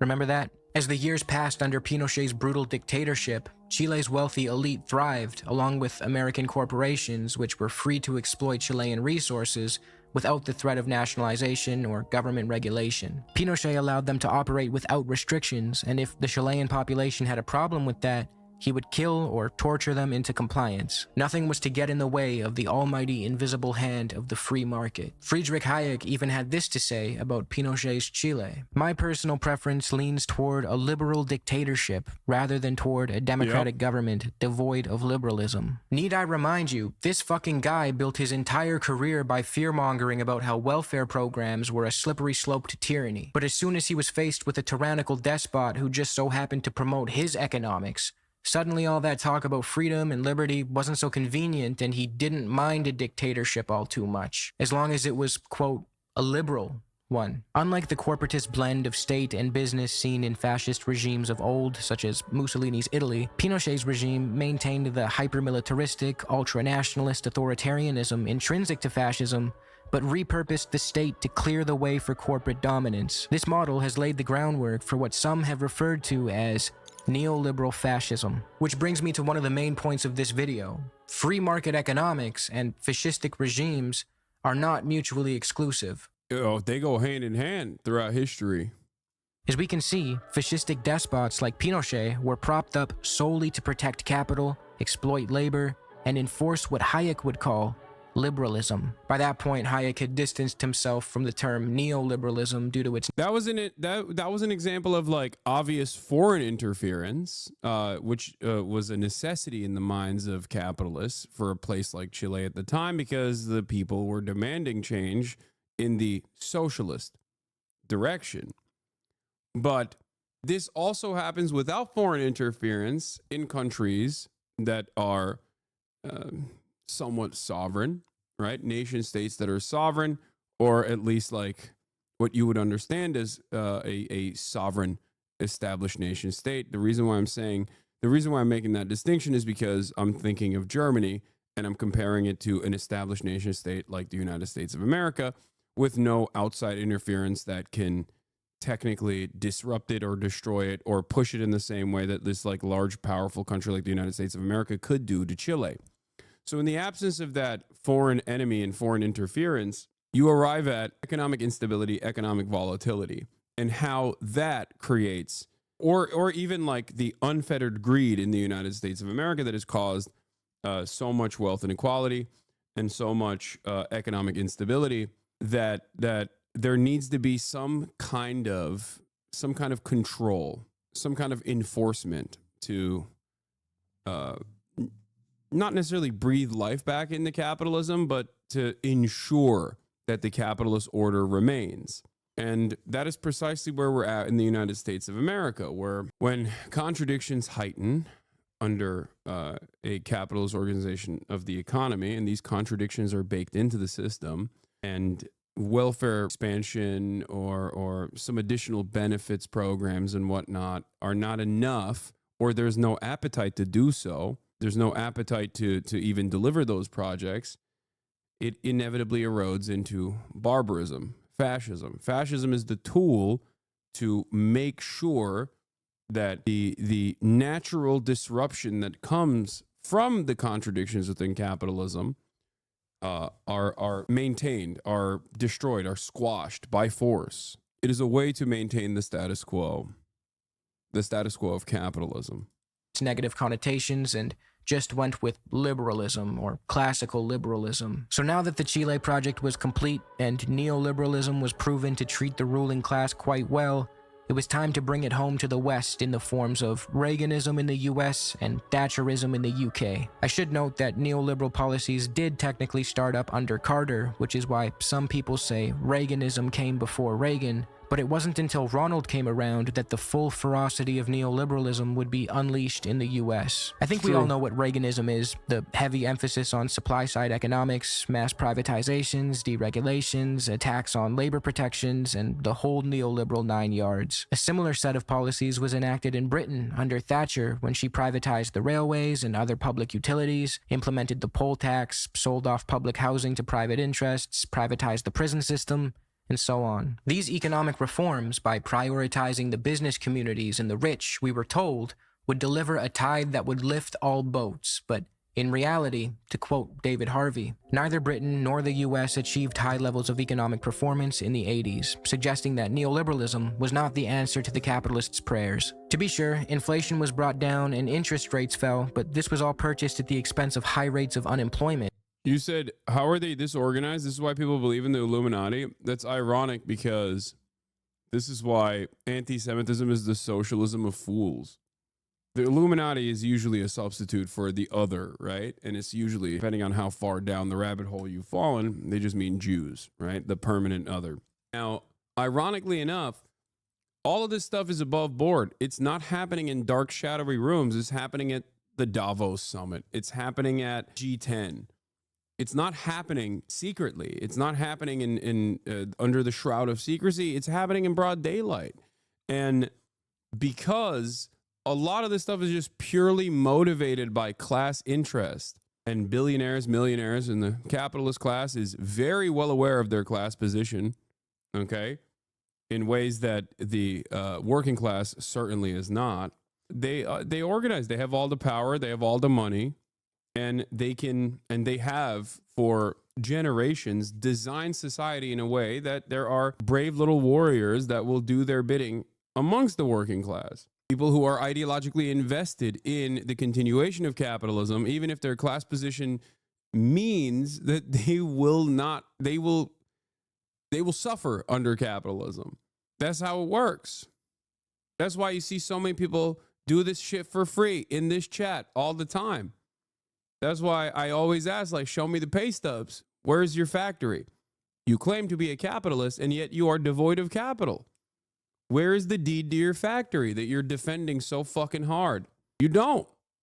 People say, Hassan, you claim to be a socialist, and yet you are rich. And it's like, okay, well, you claim to be a capitalist, but you're broke as fuck. Fuck you mean? Why are you broke and defending capitalism while yelling at me for not doing so? Even when you also recognize it's beneficial for me, dumbass. So the demand always feels like just be Just say things that are beneficial for you, please, sir. Please, master. Please, master.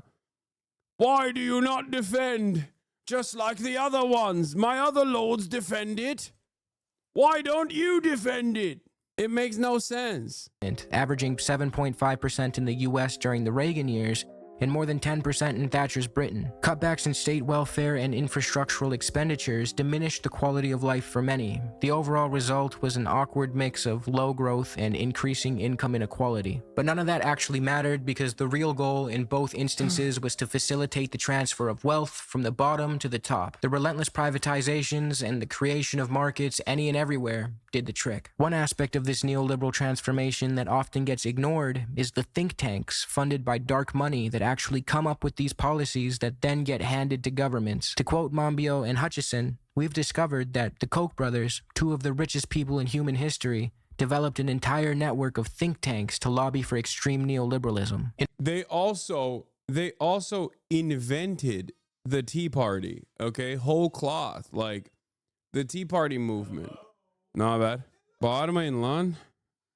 Bubble gum bunny girl. Thank you for the 100 gifties. Goddamn. In Reagan's case, the Mandate for Leadership was a 3,000-page document written by the Heritage Foundation, the same force behind today's Project 2025, that was given to Reagan and entailed thousands of policy prescriptions that ranged from mass privatizations, the scaling back of welfare programs, massive tax cuts for the rich, and so on. We begin to see how this ideology, heavily funded by the ultra-rich, serves the ultra-rich without any concern for democracy. The more governments deregulate, privatize, and implement neoliberal policies, the richer the ruling class becomes, and the more they can exert their influence over politicians and governments. In capitalist democracies, money serves as voting power. The more of it you have, the more of the vote share you effectively control. Neoliberalism seeks to break the chains that restrict unfettered capitalism, and as a result, it breeds plutocrats and oligarchs, not democracy. It's very easy to point the finger at Reagan and Thatcher, but the idea that it started and stopped with them distracts us from the fact that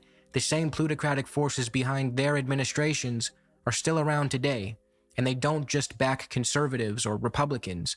Everyone is a neoliberal now. Some of the most grotesque displays of neoliberalism often come from Democrats, Canadian Liberals, UK Labour, and similar parties. From Bill Clinton's repeal of FDR's Glass-Steagall Act, legislation designed to regulate the financial sector, the revocation of which played a role in the 2008 financial crash. Glass-Steagall. Hype Train Level 5, Salicon, thank you for the 25 big ones after Bubblegum Bunny Girls. 100 big ones, goddamn.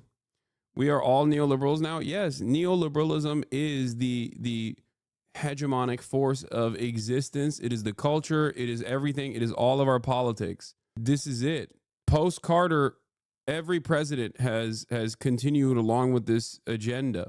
That's why I always say everyone's a liberal.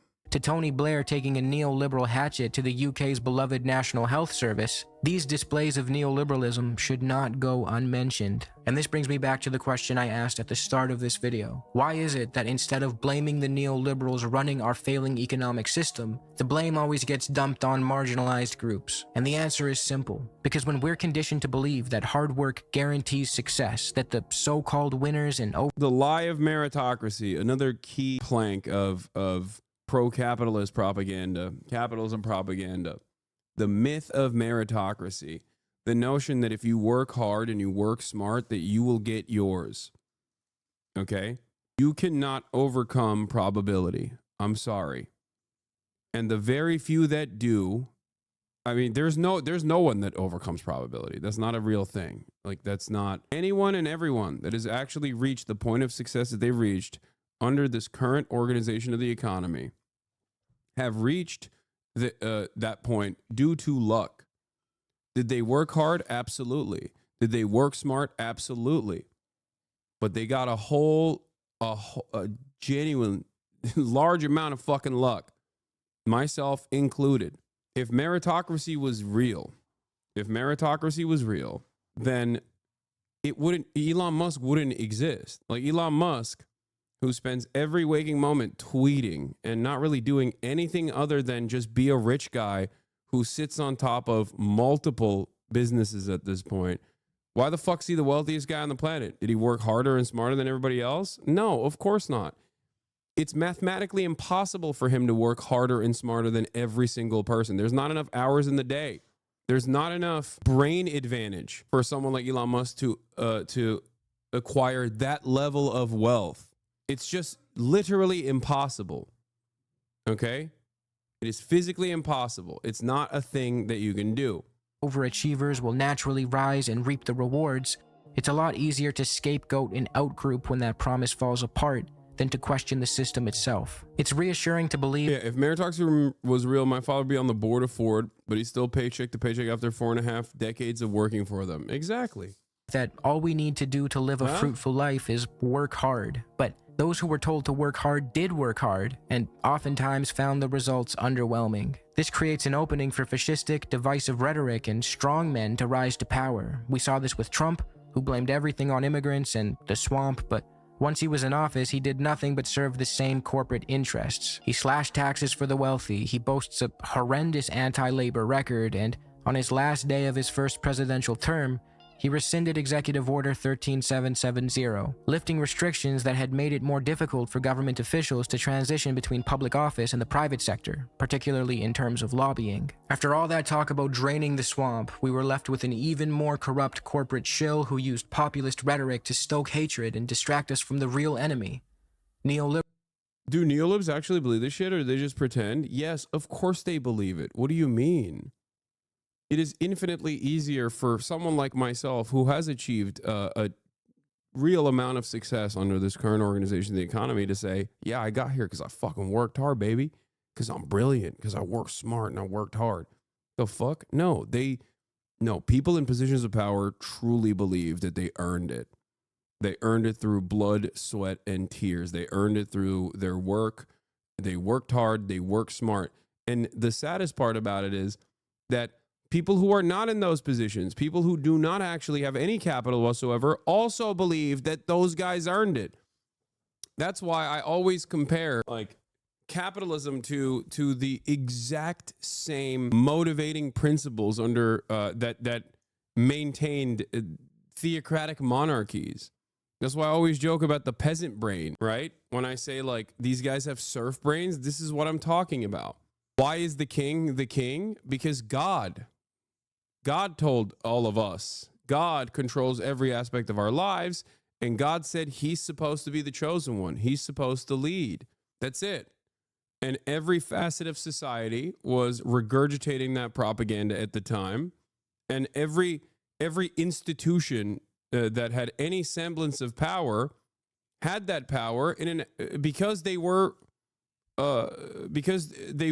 not to overthrow the existing hierarchy, but to defend it. All the lords were also chosen by the king that was chosen by God. Meritocracy is that same lie. Now, in the absence of this association with God, we have to think about meritocracy. Meritocracy is that lie that holds everything together. It's the glue that holds everything together.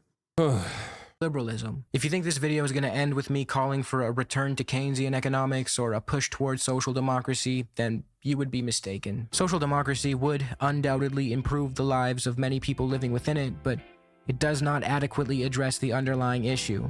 It's still capitalism, and therefore it is still animated by the profit motive and not human well-being. If we look back at the era where Keynesian economics ruled supreme, say in the US for instance, yes, the quality of life domestically was better. However, it's very easy to forget the fact that that way of life was paid for with the blood and sweat of the developing world. Capitalism, fundamentally, is a system founded on colonial looting and the transformation of natural resources into private property. As President Eisenhower was blessing his population with a 91% top marginal tax rate and a 52% corporate tax rate, his administration was overthrowing democratically elected leaders in Guatemala, Iran, and more, just to turn those countries into outposts where American interests could siphon away the wealth and exploit the labor and resources. So yes. This is why, this is the extent of social democracy, where social democracy offers a lifeline to capitalist exploitation and capitalists in general.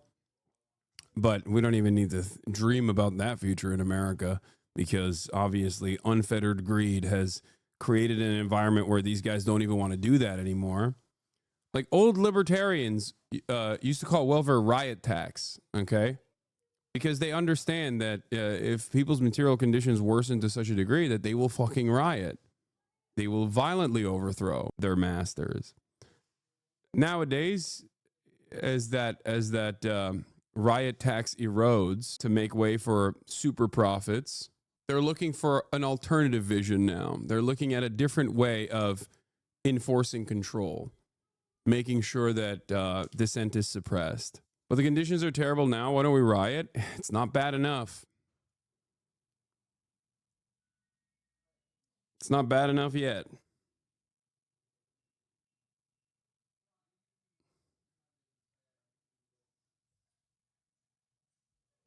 As long as you still have your treats at a relatively affordable manner, then you're not, you're not there yet. Although he was taxing the rich domestically and funding social programs, we often forget about all the exploitation abroad that Keynesianism or social democracies not only fail to address, but oftentimes thrive off of. Social democracy is essentially a compromise. It occurs when a capitalist state, often through tripartite negotiations, brings labor and capital together to strike a deal while emphasizing social programs and safety nets. The issue with this is that capital is still the force with all the real political pull. If capitalists decide to claw back workers' gains because their margins are looking a little thin, the state will have to side with them or else risk things like capital strikes. In practice, social democracies are still beholden to private interests. We can see in some of the Nordic countries today this very phenomenon occurring. Sweden is clawing back a lot of its social democratic policies and spiking on the Gini coefficient, a measure of income inequality. So, although social democracies are preferable to neoliberalism, and although I consider social democrats friends of mine, I think we can do a little better. Social democracy, at the end of the day, is still capitalism. The plunder of the third world will be and has been at the heart of the capitalist mode of production. Yeah, and as long as capitalism remains, imperialism will also remain as well. There's no way to continue capitalism without consistently enslaving the global south. Just not anything you can do. And that structure exists at the domestic level as well. That's how social democracies fall apart at the domestic level too, because capitalism is endless greed. So no matter how hard you try to regulate it, ultimately those with a tremendous amount of power are going to turn around and force deregulation down the line, force austerity down the line. For centuries, all the neoliberal era did was bring some of that exploitation back home. When I talk about liberalism leading to fascism, it's not because I think all the ideas from liberal thinkers or the Enlightenment era are bad. I don't. Concepts like empiricism, anti-dogmatism, rationality, and freedom are great. However, the economic model that emerged from the Enlightenment era was capitalism, which I believe jeopardizes the very principles I just mentioned. Whether it takes the form of Keynesian liberalism, where the majority of the burden is placed on the developing world, or neoliberalism, where that suffering makes its way back home, the embrace of capitalism by liberals will lead to the demise of the very ideals of freedom and democracy they claim to uphold. We've seen this in Pinochet's Chile, where the interests of capital were protected by violence. We've seen it during the Reagan-Thatcher era, where the will of moneyed interests began to brazenly take priority over the will of the majority. It's not what a healthy democracy is supposed to look like. It's a great video by Overzealot's incredible channel. Oh my God, my whole family is here, so they're like, it's all over the place. Okay. Episode is brought to you by Audible. Start the timer. I've got like 20 minutes tops to cover socialism, communism, corporatism, fascism, Nazism, the Great Depression, German politics under the Weimar Republic. We're the Nazi socialists by second thought. The Third Reich, and of course, Hitler. So we genuinely have no time to spare.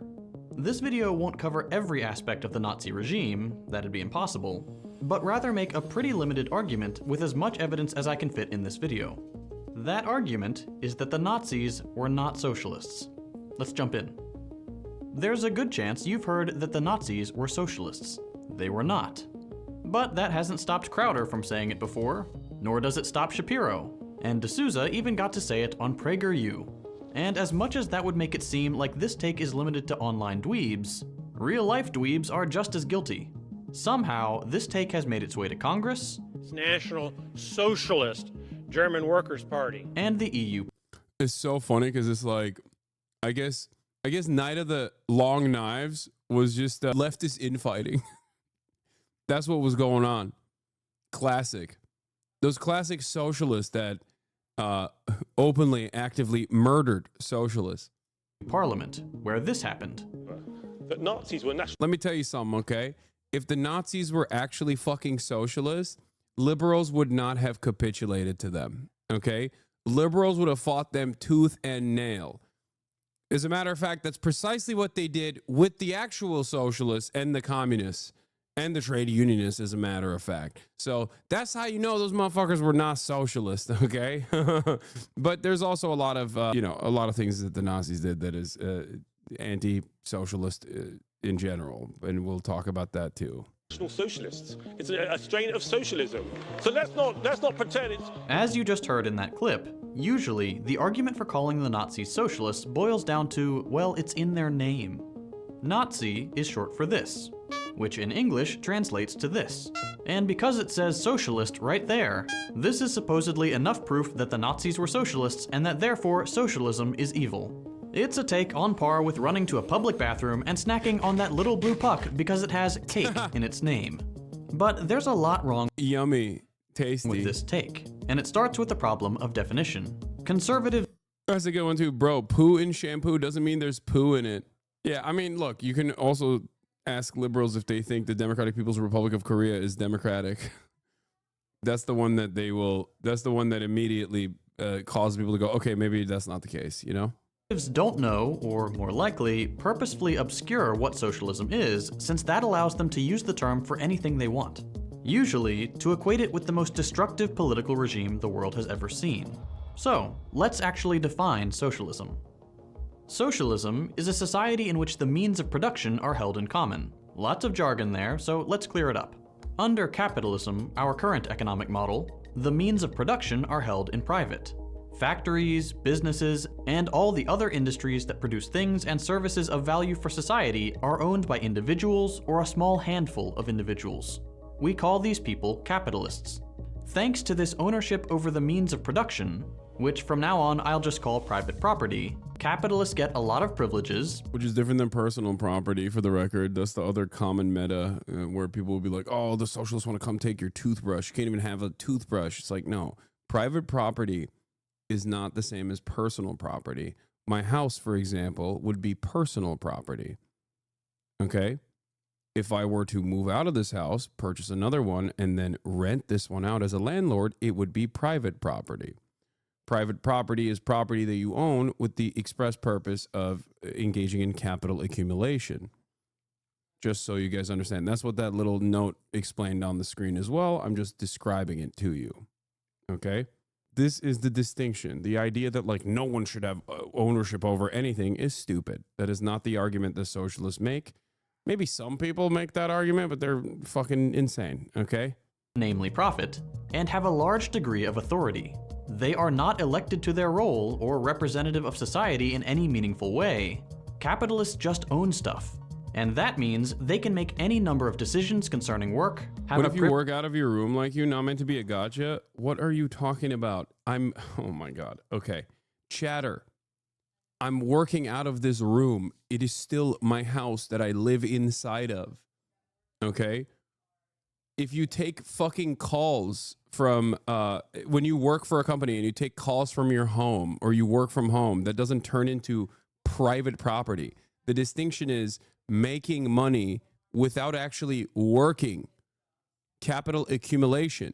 Capital accumulation is when you make money without working, okay? When you put your money in the stock market, that's capital accumulation.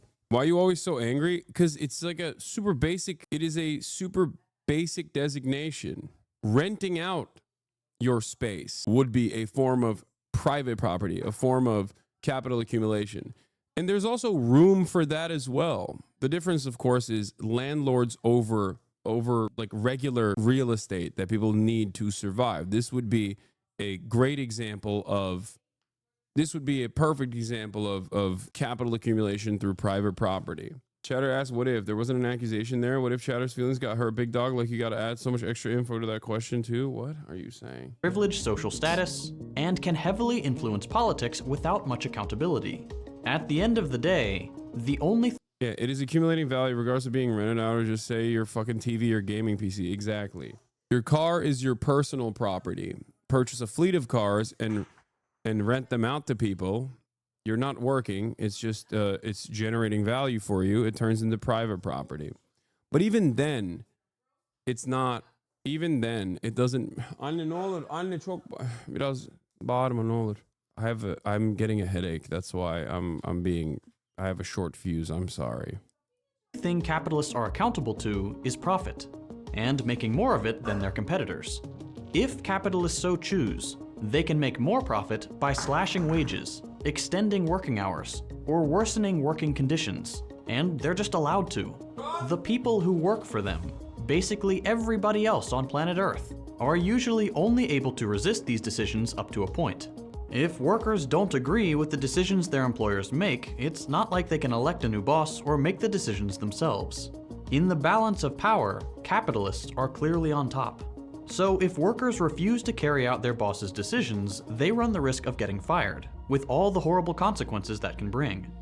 Ultimately then, the choice offered up by capitalism is either you agree with your boss, the unelected figure whose primary objective is getting more money, often at your expense, or you suffer the consequences. To pay for shelter, food, and healthcare, you need to agree to the terms set by at least one capitalist and sign a job contract. There is no other option. And wouldn't you know it, there's a whole channel dedicated to the various awful consequences of this economic model. Socialism radically opposes this fundamental characteristic of capitalism. Under socialism, individual ownership is substituted by collective ownership. In other words, workers own and operate the factories, businesses, and so on themselves. It's like a union on steroids. Decisions are not made by random individuals with capital trying to get more of it, but rather through democratic institutions guided by the concrete goals of improving people's lives, not simply making the number bigger and assuming the two things go together. In practice, collective ownership can take many forms, like a centrally planned economy, a network of freely associated communes, a system of co-ops, a mix of these things, or even a whole different set of things entirely. There's no one universally agreed upon answer to how this system should be organized, and it's one of the biggest things socialists talk about. One thing is very clear though, and it's that the economy should not be run with two separate classes of owners and workers. The class system should be abolished entirely, and the decisions society makes around work and production should not be guided by profit, but by democracy. Socialism is, at its very basic level, nothing more than this. Either the means of production are owned privately, and it's capitalism, or they are owned collectively, and it's socialism. Honestly, I just went really fast, so if you want a video dedicated to the definition of these terms, here's a good one I like to recommend. There, that wasn't so bad, right? With this definition, we now have a test. To figure out if the Nazis were socialists, we can examine their discourse and their actions, and determine if they supported socialist causes, resisted capitalism and sought to abolish private property, or on the contrary, if they supported capitalism. But first, the obvious stuff. One of the first things Nazis did when Hitler took office as German Chancellor was get rid of the socialists. Using as a pretext a fire in the German parliament, Hitler triggered a state of emergency and kicked into high gear his repressive politics against both Jewish people and communists. Members of the Communist Party, which they also saw as like, you know, Jewish. That's the other thing, which was that, you know, communism was seen as like Jewish trickery. Were tracked down and imprisoned by Nazi police. The party itself was functionally outlawed, removed from parliament, and its members were pushed into either exile or prison. In fact, the sudden boom in prison populations from targeting the communists led to the creation of some of the first concentration camps, filled with socialists before becoming one of the Judeo-Bolshevism, Jewish communism, Jewish socialism, Jewish Marxism, cultural Marxism. Interesting. Interesting. How did that? Wow. Language evolves, you know? Major sites of the Jewish genocide. Soon enough, this repression of political opponents would go beyond the communists and extend further right to the Social Democratic Party. In the end, both parties that represented labor in the German parliament, whether revolutionary or reformist, were cut out of the political process entirely. All this was part of Hitler and the Nazis' plan against so-called Judeo-Bolshevism, the name of the conspiracy theory which claimed that socialism was nothing more than a Jewish plot to undermine so-called ethnic German society. To complete this effort, Hitler also cracked down on organized labor. Union leaders and prominent members were hunted down in much the same way the communist politicians were, and were beaten, killed, and imprisoned en masse by Nazi stormtroopers. All trade unions were first occupied, Donald Trump working at McDonald's, then banned, except for the German Labor Front, a union created and functionally controlled by the Nazi Party. Collective bargaining and strikes were gone, and all that was left of the labor movement was the puppet union the Nazi Party had set up, which failed even the most basic function of a labor union by bringing employees and employers under the same roof. The whole purpose of labor unions is to be a force of opposition to capitalist authority. Making the two share an institution effectively kills any leverage that workers have, and this was, of course, the point. On top of all this, the deaths and the destruction, the GLF's leader was appointed by the Nazi Party, not by union members, and therefore, the organization heavily tipped the scale towards capitalists. In just a few short months, the Nazis had destroyed labor militancy altogether. But that's not all. You might remember that the Nazis were famous. Oh yeah, nowadays they don't say Judeo-Bolshevism, they say Islamo-leftism, right? Le wokisme. Islamo-leftism. That's the thing that, because European fascists, they need an enemy. They need an outsider enemy, you know what I mean? You gotta have one. The Islamo-gauchisme. That's what it is. As for their book burnings. Unsurprisingly, these same anti-socialist politics were obvious there too. Many of the authors whose books were burned were central figures in socialist politics. Wait, I thought they were...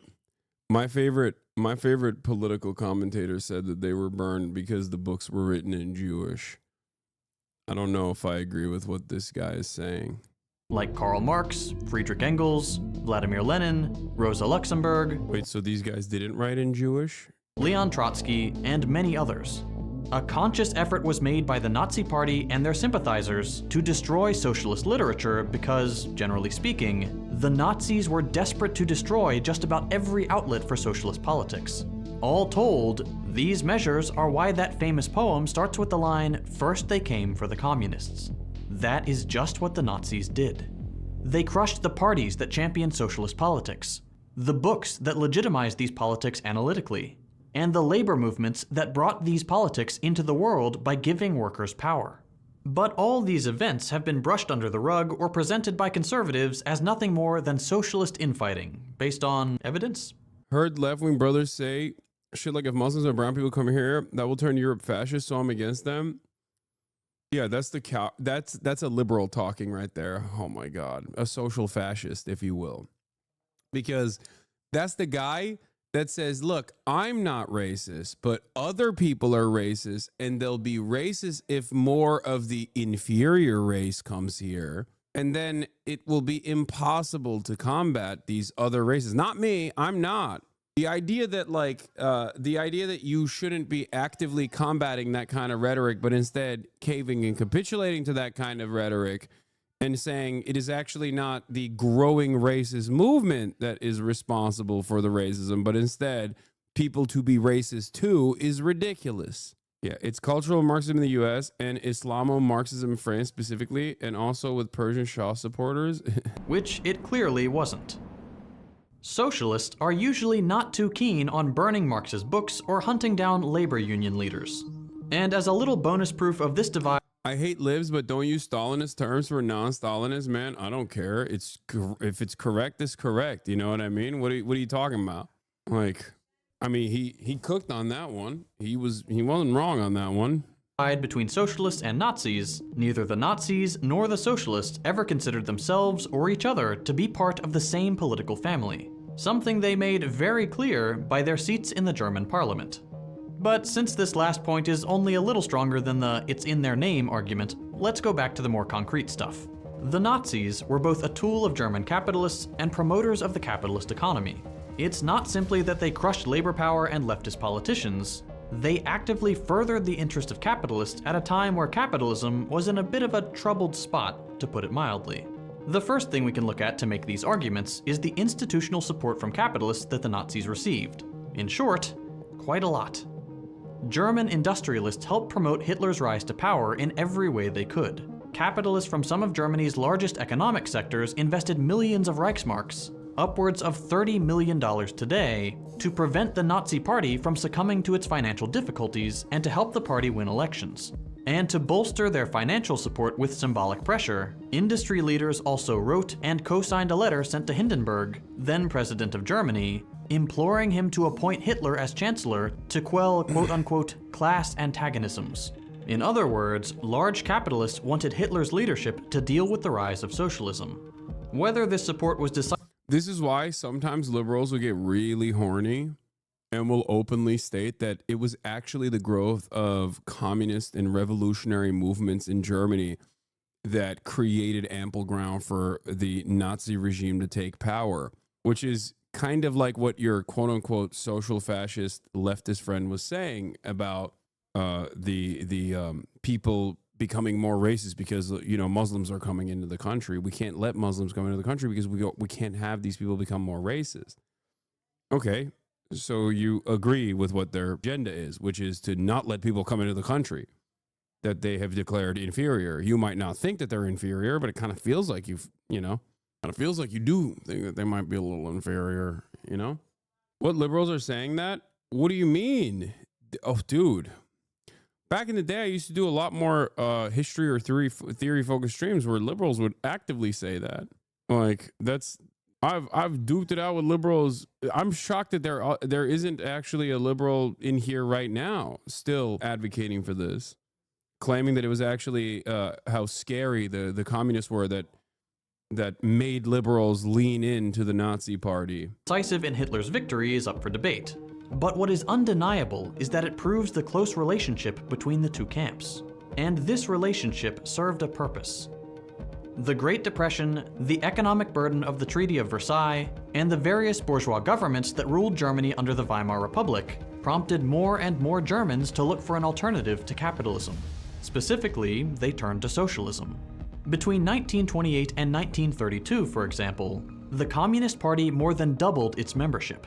People were turning to the left en masse and at an unprecedented pace. The Communist Party was still a parliamentary minority, to be sure, but industrialists feared that these trends would continue and that socialism would come to end their monopoly over the means of production. What's more, German workers had recently won the right to unionize and secured the 8-hour workday and unemployment insurance. German Revolution succeeds, business plot fails still, FDR becomes an overt socialist. They pack up Imperial Japan fairly quickly, and Italy is dealt with as well. Good timeline. The world has evolved beyond capitalism. Global communism. Global fully automated communism is implemented. Stalin helped Spain. I mean, that is such an alternative vision of history that, like, it's fucking impossible to imagine, because now you're thinking the USSR doesn't have 20 million dead. Like, the sky's the limit at that point. No longer as nowhere near as paranoid, and has significantly more power. China is completely and instantly controlled by Maoists. Very different timeline. No one knew how far these trends would go, and capitalists couldn't afford to find out. It is in this context that the Nazis and industrialists found common ground, with the industrialists hoping the more authoritarian character of the fascist platform would be used to quell labor, and the Nazis hoping to use the industrialists' funds to conquer power and enact their reactionary, anti-Semitic program. Okay, so far we have two strong pieces of evidence for the capitalist character of the Nazis: the political repression of labor parties and unions, and the institutional support of the capitalist class. That's pretty good, but we can do even better by looking at what the German economy was like during Nazi rule. and how it differed from the economy of other capitalist nations and socialism. Nazis were big on privatization, the process of taking publicly owned companies and services and handing them over to capitalists. To quote a paper on the topic, "It is a fact that the government of the Nazi Party sold off public ownership in several state-owned firms in the mid-1930s. These firms belonged to a wide range of sectors: steel, mining, banking, local public utilities, shipyards, ship lines, railways, etc. In addition, the delivery of some public services that were produced by the government prior to the 1930s, especially social and labor-related services, was transferred to the private sector. In doing so, they went against the mainstream trends in the— What happened? The great privatizer? Is that socialism, I guess? Socialism is when you cooperate with capitalists and also undermine labor unions, kill socialists, put them in concentration camps, and then privatize formerly state-owned sectors. This is real socialism, I think. In the Western capitalism. Yeah, if this is socialism, then Trump is a socialist, I guess. Maybe a national socialist of the Hitler variety, it seems. Countries, none of which systematically reprivatized firms during the 1930s.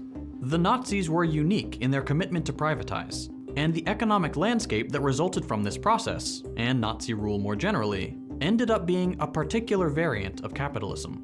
The Nazis ensured that capitalist ownership would continue under their rule, and even encouraged it with the privatizations process. Free market principles still applied to large sectors of the economy, and organized labor was out of the picture, but the Nazis retained the ability to guide economic production when it suited their needs, usually to promote imperialist or wartime goals. This is not unusual. Even the US took the reins on production during the war. But this will often get brought up as an argument that the Nazis were somehow socialists, despite clearly expanding the privatization process and balancing that with the necessity to organize the war. To summarize then, more privatization, some state direction, no labor resistance, and plenty of capitalists. What results is an economy that could only be called socialism if your definition of socialism never addressed the question of private property. In other words, the most basic concern of socialist politics. Yeah. And if you believe that all socialism is when the government does stuff. So the only reason why Nazis call themselves socialists is just to appeal to the general public? Yes. Yes. This is why I've always been particularly fearful of the dangerous propaganda coming from the Tucker Carlsons of the world, who understand that there is left populism, who understand that there is a lot of momentum for left populism, and will use it to drive home their dangerous agenda of nationalism. Yes, because the reality of the matter is nationalism not only is a dangerous idea, but if you were to look at it, if you were to just like remove morality from this equation for a brief moment, it is diametrically opposed to any kind of socialist agenda.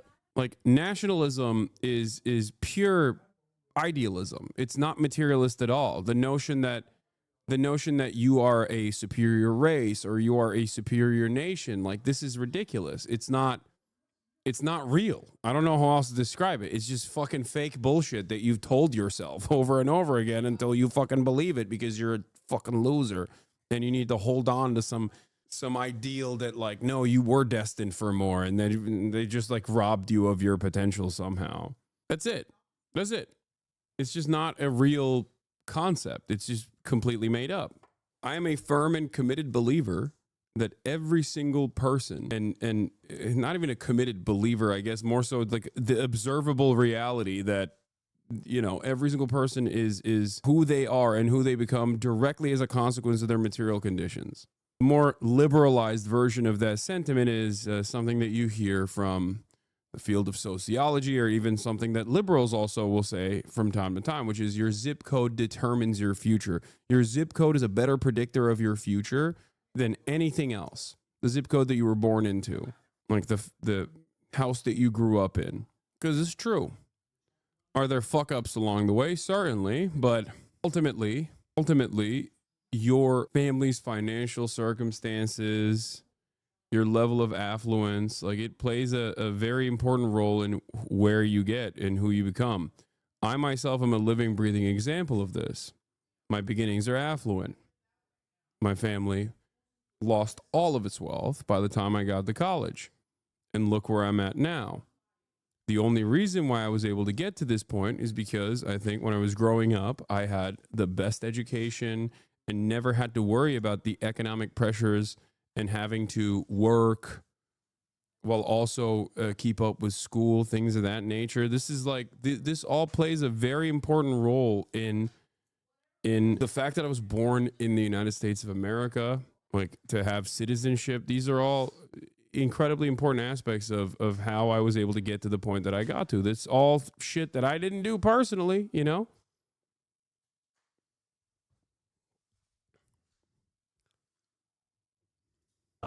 A grossly misguided definition of socialism that would make every society on Earth, for almost all of human civilization, socialist. Nazi Germany was capitalist, and the Nazis made sure of that. Of course, while this whole video has been making a strong case for the Nazis were not socialist argument, it's important to note a few— But you're still a wealth hoarder, so that means you're a part of the capitalist problem? Yes, I am a wealth hoarder. Yeah. You cracked the code, chatter. You did. Thank you for the 1 month that you have given me $5. I'm your enemy. I promise. Dude, I'm the guy that you should be mad at. You're right. That was gifted. Okay, well. I'm curious if Hassan feels that the wealth they hoard is combated by claiming to be humanist. Would a humanist hoard wealth from other humans? People should not be afraid of their governments. Governments should be afraid of their people. MAGA is Rage Against the Machine. Wow, what the fuck? This guy's all over the place. $5, $6. Mickey Baby the Prince, allowing me to hoard even more wealth with the 20 gifted subs. Thank you. Are those CI videos in the React pipeline? While I don't think you're my enemy, I think you lose some people by the fact of your wealth. Yes, my friend, those people are stupid. What the fuck do you want me to do? Live in a hovel? Like, what is this? It's so stupid. Like, what kind of house I live in, or the housing market that is completely outside of my control that greatly overinflates the value of this house, even though I consistently advocate to lower housing prices, which would technically lower the value of my house as well. But I don't give a fuck about that because I'm not using this house as a financial vehicle to accrue more wealth, but instead as shelter. Hold on. I have a headache. It's aesthetics. It's optics. It's how you make your money that matters. And it's what you do with all of the time and all of the free time that I have that matters. And I don't know why people still do that over and over again. I don't know why. I mean, I guess I get it. It's propaganda. But it's so funny because people that say this, and I repeated this before, it's like people say, oh, dude, you claim to be a socialist and yet you have money. This is diametrically opposed to socialism. It's not, but let's just entertain that notion for a second.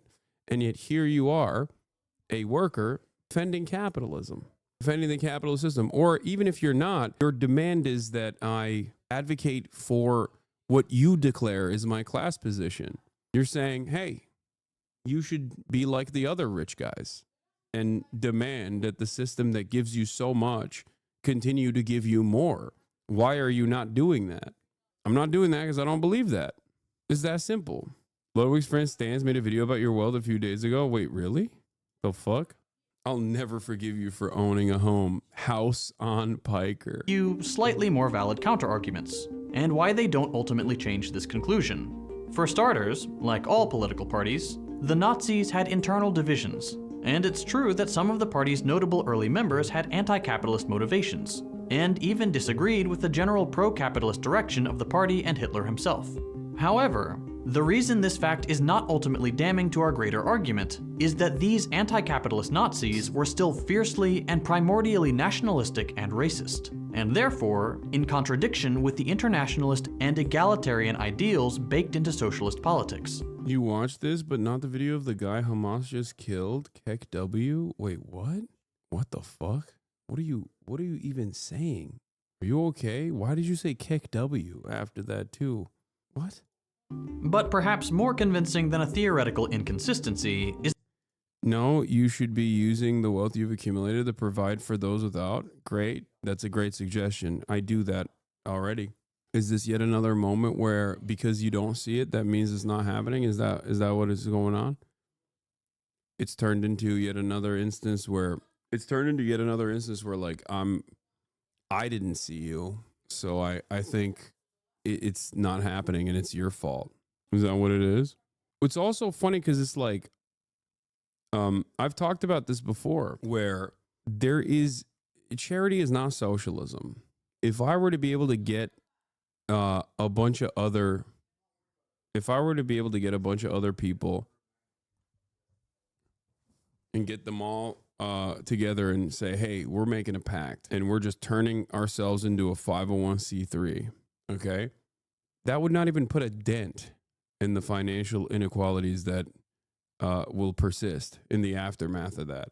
Redistributive policies such as that one, especially from like individuals of my level of wealth and not even like the Elon Musks of the world, will not solve these systematic problems that persist. Everything that I do works to try and undermine the current systems that are causing this level of wealth inequality by trying to do as much awareness as possible. Having said that, I still do a good deal of that, a good deal of mutual aid. Is the fact that these anti-capitalist Nazis all became irrelevant. Ironically enough, when I do that, people say I do it for show. That's the other side of this equation. I do it privately, they say you don't do it. I do it publicly, they say you're doing it for show. Why don't you do it privately? I do it privately, and then it comes out later down the line. People just kind of don't talk about that. So there's not really... This is precisely the reason why I always say to others who come to me and ask me like, oh, why? Well, people always chirp at me like for doing this and doing that. I'm like, just do fucking right by others, man. Who cares about all the noise? Fuck them. To the Nazi project almost immediately. The few which even existed in the first place were either convinced by Hitler to abandon these anti-capitalist positions, as was the case for Goebbels, or were killed in the Night of Long Knives, early on in the Nazi Party's rule. If the Nazi Party ever had a trace of socialist politics, it was gone by the time it mattered, and the party freely embraced the preservation of a capitalist economy once in power. Secondly, this video started with a long and frank... I think people just fucking hate you because you're well off. I don't think people hate me, but those who do don't hate me because I'm well off. Those who do hate me because of what I'm saying while also being well off. Because there's a million people out there that are well off, but don't spend every fucking waking moment trying to do agitative propaganda. I always use the example of what's his face, like the dude with the sexy voice that plays video games. What was his name? I'm forgetting. Oh my god, I'm blanking out. He's a Markiplier. Markiplier is a perfect example of someone who is infinitely more well off than myself, but he doesn't brand himself as a socialist. Why the fuck should he? He keeps his political positions close to his chest, but is a genuinely really good guy, a really nice guy. Okay? And for that reason, nobody's getting mad at him for whenever he comes out and does something nice. Nobody turns around and goes, oh, he's just doing it because he's fake, he's a phony. And I don't think so either, by the way. I think he's just like a good dude, right? But nobody has that same level of smoke for him, you know? Y'all can make any excuses and narrate to yourselves whatever insanity you would like. Wealth hoarding is the problem.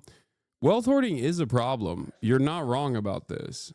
But the solutions to wealth hoarding, you are wrong on. Wealth hoarding is a problem born out of systematic enforcement. It's a failure of the system. Just like every homeless person is an indication that the system has failed, every billionaire is an indication that the system has also failed. So your solution to this is to yell at a Twitch streamer who's trying to unlock class consciousness. So stop doing it. I'm not doing it. You're fucking stupid. I don't know how else to describe this to you.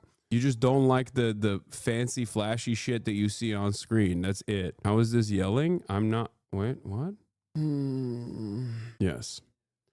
I had these exact same beliefs when I didn't have money, and people said, you're just projecting rage onto me is hilarious. Okay, man. All right. You're right.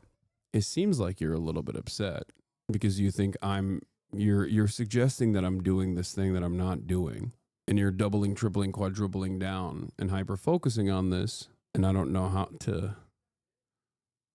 to get you to understand. I'm trying to be as charitable as possible to you, but I don't think it's happening. I don't think it's gonna happen. Maybe. Anyway, as I was stating earlier, Wealth hoarding and wealth inequality is born out of capitalism. It is a normal part of the process. It's a normal outcome of the process. Okay? So you have to undermine and change the way that the system works in order to tackle this issue. Have a good day, chat. Thanks for being so willing to have the conversations. I like that he's not even talking to me now. He's like, Chad is having a good conversation with him. I'm not, because I'm a bad guy. Boring definition of socialism for a reason. I did this on purpose because although Hitler had the word socialism in the name of his party, he also made every effort to distance this word from its original definition, a trick which we continue to see used today to try and associate the Nazis with socialist politics. Hitler wanted nothing to do with the actual definition of socialism, the abolishing of private property, so he made sure the word would only ever mean something else to his audience, whether that was by calling real socialism a Jewish conspiracy, captured in the phrases Judeo-Bolshevism and Jewish Marxism. It seems like he's giving his heart out here. It feels like he's giving his heart out. Y'all are in a cult. It's shocking. Chatter. I hope you have a great day. Or to redefine the word into some vague form of nationalism. I think you just want to be heard, and it's fine. I think that's a very normal, very human need. You want to be heard. You want to feel like a human. You want to draw some reaction out of people. Now, you can do that in a positive way, or you can do that in a negative way. You're doing a negative one. You should try and do it in a positive way, okay? Like in the passages I'm putting up on screen, Hitler was intent on socialism becoming a hollow vessel for his politics, a marketing tool that he could use to trigger mass appeal and play up nationalist sentiments without ever delivering socialist politics. Finally, there are plenty of other things I wish this video could have touched on. The writings of Mussolini on the nature of fascism and the anti-communist belief that animated it, some quotes on screen right now, the social Darwinism of fascist ideology that legitimized capitalist hierarchy and made a socialist economy antithetical to fascist projects, the reactionary patriarchal, anti-Semitic, and homophobic beliefs that inform Nazi politics, and plenty of claims made by the right about the Nazis that completely misrepresent Nazi rule. But with only 20 minutes and a schedule of one video a week, this is pretty much as far as I can go. The Nazi dismantling of constitutional law. I kind of want to watch this as well, because I feel like this will be instructive. Maybe we'll see some analogs in this. In a step-by-step process, the National Socialist government dismantled constitutional law, usurped justice, and created a lethal totalitarian system that soon engulfed Germany and all of Europe. Defining the nation as a pure political and biological organism, the Nazi government imposed legislation that reinforced its ideological program in all aspects of German life, with a focus on race, business, religion, and medicine. Bulletin: Adolf Hitler is dead. He is dead, and how he died, the world little cares. For Hitler's death, millions have prayed, and millions are now thankful for justice. 1920, Hitler began. He was considered just a joke then, a raving crackpot.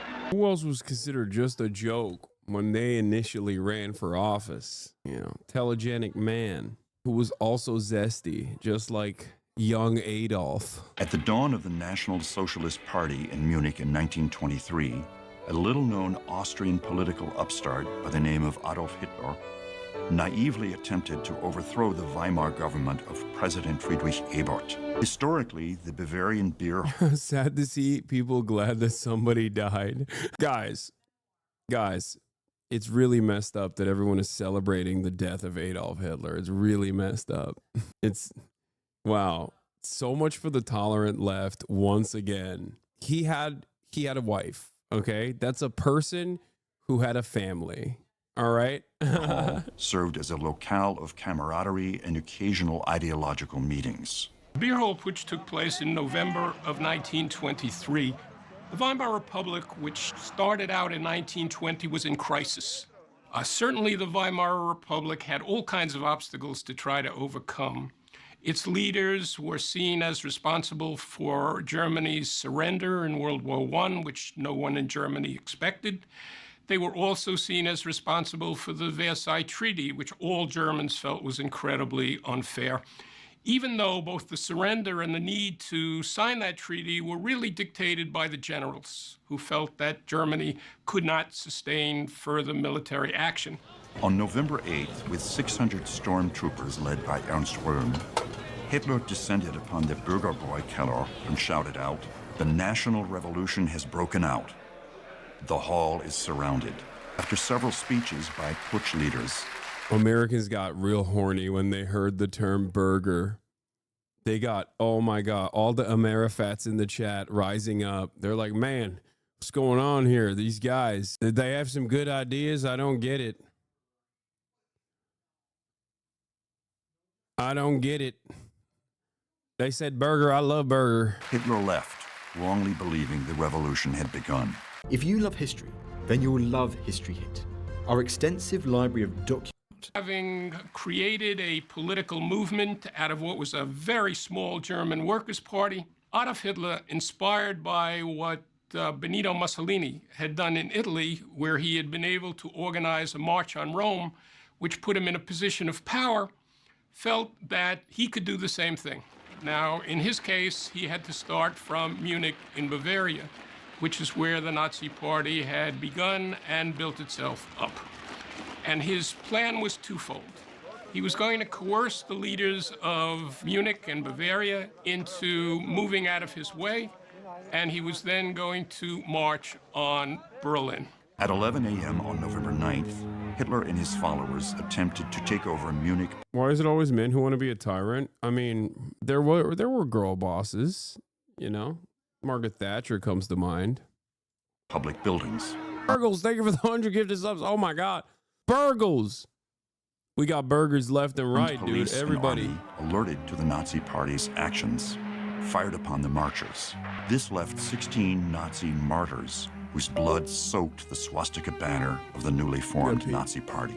In 1923, there was a great deal of economic turmoil in Germany, and Hitler decided to seize the occasion to try to dismantle the democratic process in Germany and essentially establish a dictatorship. The interesting part of the beer hall putsch is that the putsch itself was so poorly disorganized that he never left the city limits, so that he ended up being tried in a local court. Had he made it outside of the city limits or even on his way to Berlin, he could have been tried for treason in the national court and in fact have faced a death sentence. Landsberg Prison, where Hitler wrote his credo of hate during his imprisonment in 1924, following the unsuccessful beer hall putsch. This was a hallowed shrine to official Nazis, but to American GIs, it's just a jail that Hitler never should have left. Although Hitler was sentenced to 5 years in Landsberg prison, he was imprisoned less than 9 months, during which time he continued to build his party network and dictate his blueprint for the Nazi Party program. Mein Kampf provided the seminal ideas for the party's attack on Jews and communists, based upon political and racial laws. Once Hitler realized that he wasn't going to be able to take power by force, he decided he had to use the political processes to attain power. And he manages to build the most successful political party in Weimar Germany and become the most successful leader. And you know, it's amazing, because up until the elections of 1930, it doesn't look like he's getting anywhere. He had this idea, build it and they will come, that if he created the infrastructure for a wide-scale political movement, the opportunity would come along. He recruits, he develops propaganda techniques, he learns to use technology, he recruits a successful group of lieutenants. And when the Great Depression strikes, and once again the Weimar Republic is vulnerable, it is Hitler and the Nazis that are in this position to capitalize on that and move to power. But he had always said that he was going to use the Constitution to destroy the Constitution. And he was going to use the rules of the Republic to destroy the Republic. Certainly the Reichstag fire, which occurs in February of 1933, helps him. Chamber what deputies meet in Berlin Parliament is destroyed as a result of a communist plot. Reichstag is gutted by red incendiaries. Here you see the Reichstag, the German House of Parliament in Berlin. which has been seriously destroyed by fire. Notice, dude, come on, I nailed that. I nailed that. The Reichstagsfeier was essentially the 9/11 of Germany. Adolf Hitler had been chancellor of the country for less than a month. There were crucial national elections a week away. And suddenly, this very symbol of German democratic process goes up in flames in an arson attack. The Nazis exploited this event to great effect. The Hitler government immediately blames the communists for this, and the next day Hitler approaches the president and he says, we need to suspend civil liberties. Hindenburg was hesitant, but ultimately... Yeah, you gotta do it, man. You just gotta do it, you know? Because it's just, you gotta do it because these scary communists, dude, they're so violent, so dangerous, so scary. Ultimately signed, and that essentially was the first major step in the dismantling of the democratic system. In the atmosphere that existed at that point, a lot of Germans were willing to sacrifice certain liberties for the sake of national security. And once again, I think, given what the United States went through after 9/11, I think one can understand that. And I'm not saying that the dynamics or even the situation was the same, but it can, if one wants to try to imagine what it was like in Germany at that point. Germany changed with the seizure of power in January 1933 dramatically, but not immediately. It was actually an extended process that the Germans called the Gleichschaltungsprozess. Huh. So it wasn't like erosion, constitutional erosion. It wasn't overnight. And it seems like there was a lot of liberal capitulation along the way because they were too busy fighting the common enemy. Why is this hard going to them? Yeah, a lot of Tesla lovers over here, a lot of Elon Musk fans over here, just doing my heart goes out to you over and over again, it seems. By labeling the Reichstag fire as a terrorist attack by the communists, Hitler convinced President Paul von Hindenburg to suspend all civil liberties. Hindenburg did not like Hitler. He could not even stand to be in the same room with the man, but the political constellations of things were such that he appointed Hitler as chancellor.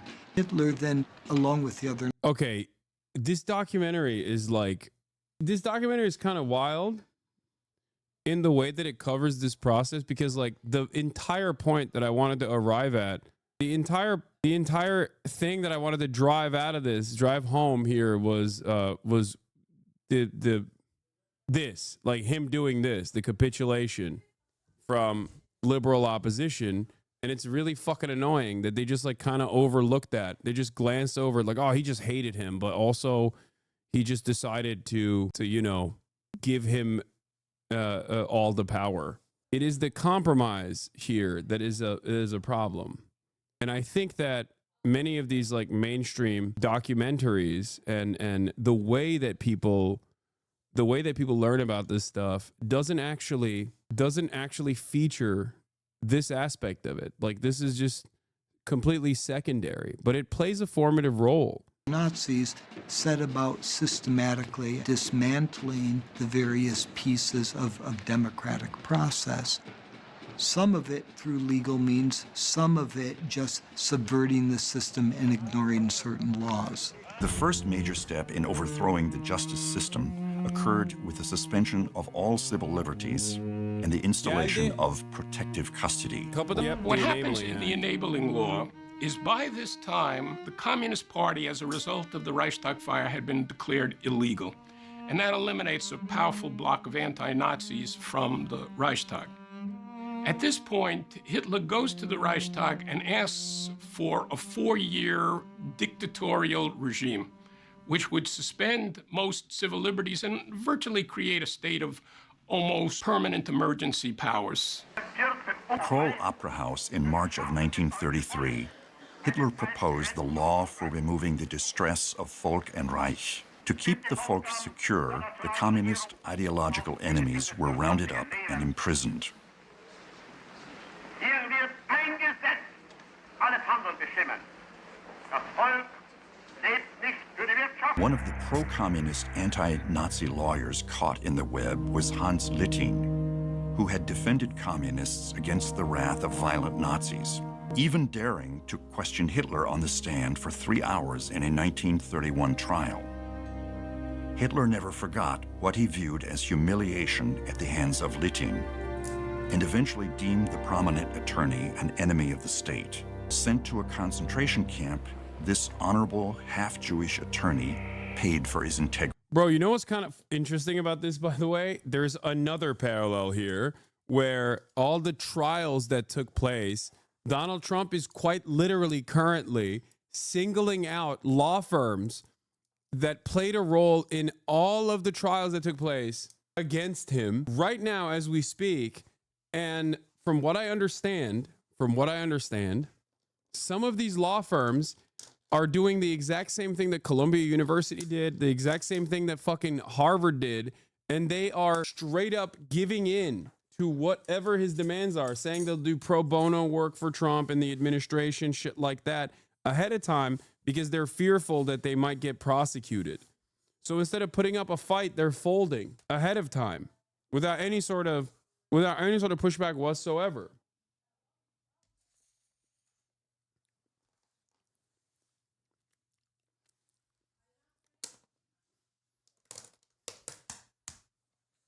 Just like Columbia did, and just like Harvard recently did as well. It's crazy that it's happening in virtually identical terms. And sorry, hold on, let me get this chicken breast in here.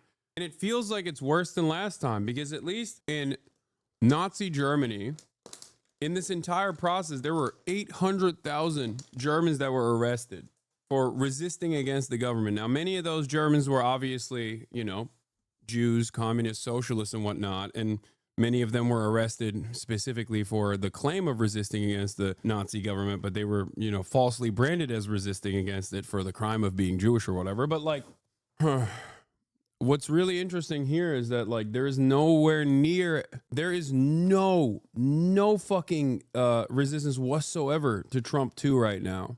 It's really horrifying. After 5 years of Nazi torture in a concentration camp, Littin committed suicide. In March 1933, in an effort to confine the enemies of the state, an old munitions plant on the outskirts of Munich became the first Nazi concentration camp.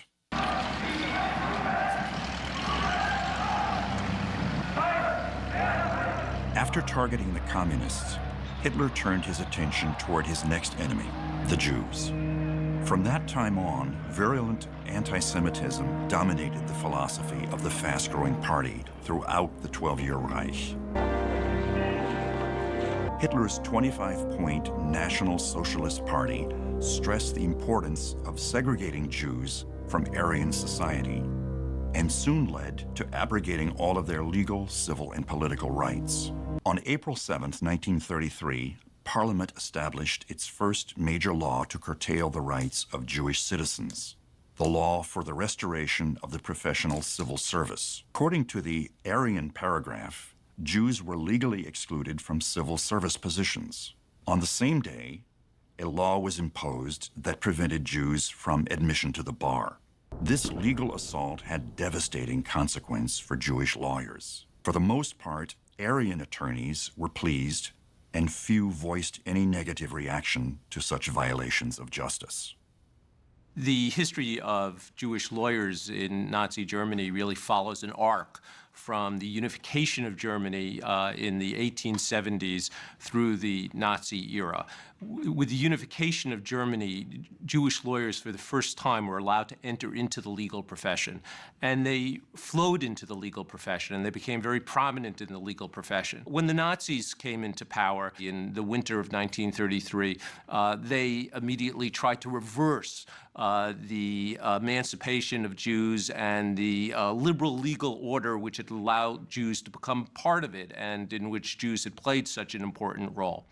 The Nazis round up its opponents. It arrested within several days 4,000 of its political opponents. Among them were Jewish lawyers. But at that point, the Nazis were arresting its political opponents, not Jews as Jews, not Jewish lawyers as Jewish lawyers.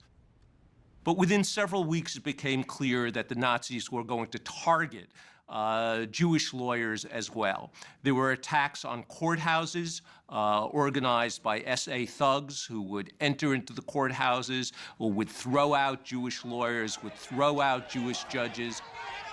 Violence served a purpose for the Nazis. They used it to its full extent. They used it quickly, and they scared people. But the Nazis also realized that violence had its limits, and that they could also use law in order to promote their agenda. Hitler claimed that Nuremberg was the most German of cities, with a tradition that aligned itself with the nationalism of the 1930s. Known from medieval times as a city that burned Jews at the stake, Nuremberg continued to fuel animosity during the Third Reich. The city hosted the party rallies and also served as the venue for the... Yes, not to freak you guys out, but delayed autistic Guppy is correct. Even in the 1933 German elections, a third of the electorate were either SPD, socialist, or KPD, communist voters, comparatively zero class consciousness in America in 2025. So the situation is worse. There is no like real revolutionary sentiment or class consciousness among the American working class, which is part of the reason why it's much easier for Donald Trump than it was for Adolf Hitler, even back then. That's why there is no fucking resistance whatsoever, and not even demands for resistance to specific erosions. When you ask me, like, Hassan, it seems like some of the deportation policies are very popular amongst the Americans. This is part of the reason why. Promulgation of the Nuremberg laws. Hitler used the 1935 National Socialist Party Congress in Nuremberg to launch these infamous race laws. For Hitler, blood purity ensured the vitality of the we're not here yet. So we haven't gotten here yet. And it won't happen in the exact same ways that it happened in Nazi Germany, where like racial purity and race laws. I don't think that that is like... Fascism requires an outgroup and the protection of an in-group. The outgroup is both simultaneously incredibly powerful and incredibly influential and is constantly dominating and making the in-group vulnerable, but it's also weak and parasitic. It doesn't necessarily have to be on the boundaries of ethnic identity or the boundaries of race either. It can be done on the boundaries of citizenship in the way that this administration is working on.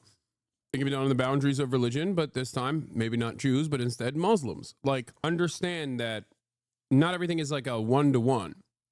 But what is important here is to recognize that there's a restructuring of pre-existing laws and the utilization of the existing institutions to suit your purpose. This is why we always say legality is no substitute for morality, that under in the South, under the Confederacy, and before then, slavery was legal. Abolishing slavery was illegal. Freeing slaves was illegal. In Nazi Germany, after these race laws, you will see a whole bunch of insane things are considered legal, and a whole bunch of normal things that you would expect people to do, like sheltering Jews, for example, is considered illegal. So make no mistake, the new precedent-setting decisions that this administration is making is in a way utilizing the pre-existing system to change the court structure to one that suits their purpose.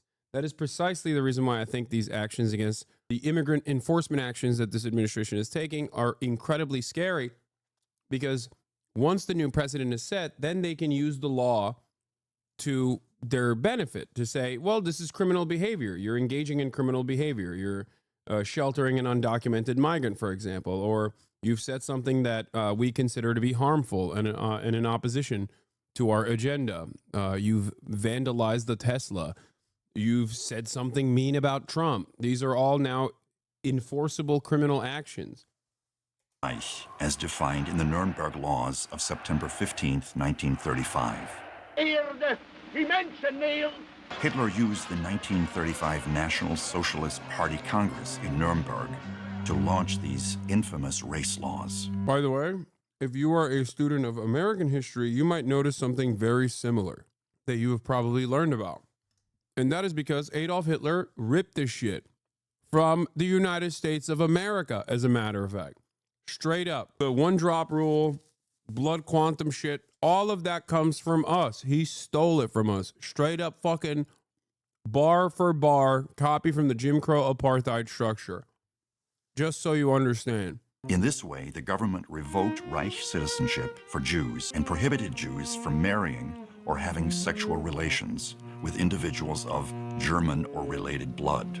These Nuremberg laws, they were the ones that really prescribed citizenship for Jews. Citizenship was something that would be granted, like a license. Only citizens had rights of citizenship. The second law was about keeping the purity of race. And it begins by prohibiting any kind of marriage between an Aryan and a Jew. It spells it out. If there is already a marriage, it's invalid. For the record, this literally exists in Israel too, which is kind of crazy. Like, Israel currently has this, where you can only lose your Israeli, like, first-class citizenship status as an Israeli Jew if you can only downgrade. You can't upgrade. If you're Palestinian, if you're Muslim, you can't upgrade to, like, full-blown. Only under unique circumstances can you upgrade to a full-blown Israeli citizenship, and even in which case you won't be able to unless you're Jewish. Technically not illegal for an Israeli Jew to marry a Palestinian living in the West Bank. They can do that. They just can't live together in Israel if they do that. There were prescriptions, no kind of sexual relations. That was going to take a little bit of policing. And there was a provision that no non-German, Jewish or other. Yeah, here. Israeli Knesset passes law barring Palestinian spouses. Israel's parliament on Thursday passed a law denying naturalization of Palestinians from the occupied West Bank or Gaza married to Israeli citizens, forcing thousands of Palestinian families to either emigrate or live apart. Hey, Hassan, I love how you haven't fallen off like everyone else. Thanks for that. I don't know what you mean by that. Who's fallen off? Like, that alone, that right there should be instantly, like, if America were to pass a law such as that one, right? That right there is enough for people to be like, okay, this is fucking fascist. But when Israel has done it and has been doing it, no, most moral nation, moral democracy. They have to do that. Israeli rules say West Bank visitors must declare love interest. Foreigners must tell the Israeli Defense Ministry if they fall in love with a Palestinian in the occupied West Bank. A female servant could be kept in the house of Aryans under 45. That was going to go into effect a little bit later. The bulk of the law went right into effect the next day. Going back to the citizen, non-citizen designation, this is why it is incredibly scary when you hear, I don't know, like Asmongold supporters and shit say stuff like, oh, well, non-citizens don't have due process. Non-citizens don't have rights. That is not true. That's wrong. And also, a violation of due process means you're fucking cooked regardless. That means your citizenship is up to whoever the enforcement is and how they feel at any given moment. Because if there's no due process, you can't defend yourself. You can't even prove your citizenship. So that means anyone and everyone is a non-citizen. But with these laws, there was so much exclusion. Jews were really being excluded from public life. They had no rights. It didn't matter whether you were a religious Jew or not to Hitler. If you had a quarter to an eighth of your background Jewish, you were Jewish. So it wasn't a religious thing. It was a racial, ethnic. And so if you had a Jew, even if you converted, you were still Jewish according to the racial laws, based on your background, based on your lineage. And so it was a eugenic and genetic and hereditary. And it was all caught up in social Darwinism, but it was a genetic, and that was a different kind of anti-Semitism. For the record, the reason for this evolution is also because that's just how fascism is. There's an endless thirst for domination. It needs constant enemies, which is why it's inherently a suicidal ideology. There has to, look at all these, by the way, look at all these people giving their heart out Yeah. Why is Hitler doing the Elon salute? I don't know. I guess he also was a big fan of car manufacturing, which he was. Henry Ford, he did like him. Henry Ford, another American vehicle, a titan of industry. Henry Ford revolutionized the assembly line. Henry Ford. Hitler loved that guy, and he loved Hitler back. Let me tell you. Let me tell you. Henry also loved giving his heart out to people, just like Adolf Hitler is here. Maybe that's what it is. Maybe that's what they're doing. It's a secret handshake that autistic people love to do, I guess, according to the ADL. Through legal machinations, the Jewish community was also forced out of the medical profession and denied civil rights. Basically, starting out in 1933, it was made extraordinarily difficult, almost impossible, for Jews to... Yeah, not letting Jews be doctors and lawyers is such a fucking self-own. Like, what an L. What a is an automatic personal L for you, big dog. Yeah, so what's next? Comedians? Yeah. No more Jewish people in the field, in the legal field. No more Jewish doctors, no more Jewish accountants, and no more Jews in entertainment. There you go. Collapse your own entire economy. The sector's gone. Ironically enough, we are currently doing that, by the way. What the fuck do you think it is when you personally start deporting every random PhD student with a fucking student visa? That's literally what we're doing right now. Every non-citizen, documented or undocumented, needs to be purged. They don't have the same rights. Okay, great. You've just cooked yourself. The brain drain is one of the most significant aspects of American dominance on the global stage. Good job cracking down on that, dumbass. Practice either profession of law or the profession of medicine. They were essentially outlawed from those two professions. And they were a major portion of those professions at the time. So, some people argue that this was an economic move, that the doctors and lawyers were happy to get rid of the Jewish doctors and lawyers. And that was part of it, but that's one reason it was supported so much, that no one really came out against it. But it was really a move to get rid of the Jews. It was a disgrace that the other doctors and lawyers didn't stand up for the Jewish doctors and lawyers. But I think that can be two reasons for that. One was they actually were fine with the Nazi propaganda and racial hygiene, and really believed the Jews were infecting the national body of Germany. But economics was not irrelevant. It made those professions much scarcer, therefore they could charge more money, therefore they were more revered, so they had self-interest in that as well. In the Nazi blueprint for a healthy society, those with disabilities had no place. Berlin Memorial today commemorates some 200,000 deemed not worthy of life by Hitler's manipulation of the law. So the Nazis proposed racial laws beginning in 1933. That law was called the Law for the Prevention of Hereditarily Diseased Offspring. But in 1933. I've never seen my birthday ever reflected in an important historical event. Shocking. Yeah. So what's really interesting about this part is that, like, racial purity politics unironically causes inbreeding, which will lead to a larger number of disabled offspring. But then they simultaneously are like, oh, you're disabled, we're gonna kill you. It's insane. Again, death cult, suicide cult. Every part of this doesn't make sense. Now, I think even the language, the wording of that law is important. You're not preventing diseases, you're preventing diseased offspring. And what that law recommended, based on the science of the day, was that people who were considered not to be contributing to the genetic health of the body of the Reich could be forcibly sterilized. And in fact, that law actually said 50,000 Germans a year ought to be sterilized, even if it was against their will, for the good of the Reich. So many Elon supporters, even back then. That's crazy. This guy's got crazy motion, man. This guy's got motion for days. Those racial laws were important because they codified what authors Hoke and Binding had suggested in 1920 in a book in which they coined this phrase, life unworthy of life. It began was the sterilization programs of Germans, of the retarded and the mentally ill. And so the sterilization program, 1933, the sterilization law. I'm sorry. It's not funny. That's crazy that he just said that. It's just like unexpected in a professional setting. It's like if you go to your OBGYN and he says, damn, your pussy looks great today. You know what I mean? It's just wild. It unexpectedly came out. I guess you can say it now, though. You know, Trump brought it back, baby. Comedy is legal now. Which allowed compulsory sterilization for the feeble-minded, which was a catch-all for anybody you wanted to sterilize.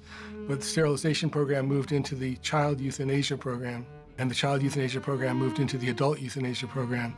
Doctors involved in all of this. There were genetic sterilization courts where 2 physicians and a lawyer sat on the sterilization court. One physician had to be an expert on genetics or hereditary, and so they decided almost universally to allow sterilization. But after that moved on to the euthanasia program, which is a misnomer, by the way. It was a murder. It wasn't euthanasia. These were not terminally ill people. It was just murder. The strategy of Hitler's political regime was to undermine, dismantle, and decimate all ties to traditional religion. The government attempted to have the Volk aspire to a single national Reich Church under Reichsbishop Ludwig Müller. Lieber Herr Reichsbischof. Bishop Clemens von Galen risked his life by giving an anti-euthanasia sermon in Münster on August 3, 1941. Due to his strong protest, the euthanasia policy was scaled back. In 1937, the relationship between the church and state in Germany had reached a point where there was great tension, specifically on the freedom of Catholic organizations, the arrest of Catholic clergy, and the situation of Catholic schools and religious education being taught in schools, and the future question of Catholic youth groups and ministry to youth. And with that, the German bishops were so concerned that they petitioned the Holy Father, the Pope, to do something about that, to try to protest. The result, with input from... Not this specifically, but a version of this is ironically the Niemannroller, the fucking first they came for the communists poem is about basically this. It's the erosion of all living standards slowly but surely. As you think that, like, well, the government won't come after me. They're just going after those other guys. Niemöller, who wasn't a Catholic himself, but he was initially a supporter. From the German bishops was an encyclical, Mit brennender Sorge, with burning desire, with burning concern, stating that the German Catholic Church was under persecution and that the Reich government was in no way following what it promised to do in the Reich-Vatican Concordat agreement. That statement was actually read on Palm Sunday from the various pulpits throughout Germany. The Gestapo tried to confiscate any of the printed copies throughout. They allowed them to be printed, but then they confiscated them throughout the Reich. But the information and the protest was lodged, and it was heard very clear. The Reich passed the law for the restoration of the professional civil service. And while this did not require the churches to employ only non-Jewish pastors, many in the churches, certainly not all, but many sought to implement that policy in the church. There were antagonistic policies on the part of the Reich towards the churches. So in 1937, the confessing church seminaries, which had been operating for a few years, were closed down. They were declared illegal, so they had to go underground to talk about the Bible, to train people for ministry and these sorts of things. Then in 1939, all of the confessional schools, both Protestant and Catholic, were closed throughout Germany. So there was a very antagonistic approach on the parts of the regime. So when we talk about the persecution of the Christian churches, and in particular the Protestant church, I think it's important to emphasize that the churches were rather aggressively pursued by... This is precisely the reason why I think Jews who think they'll be spared from this fascist administration, because right now they're presenting their their agenda is one, protecting Israel and therefore protecting Jews, are fucking dumb. Like, obviously in the short term, it doesn't matter because, like, of course, it's not going to happen like overnight. It's not going to happen even for a couple of years, you know, for sure. But I still think, at least looking at history, I still believe that there is no way that Jews are not in the crosshairs again. No fucking shot. By the Nazis in the early years from 1933 to 1937, there were plenty of laws that were passed against them. In the Third Reich, Jehovah's Witnesses faced a unique choice with regard to their faith.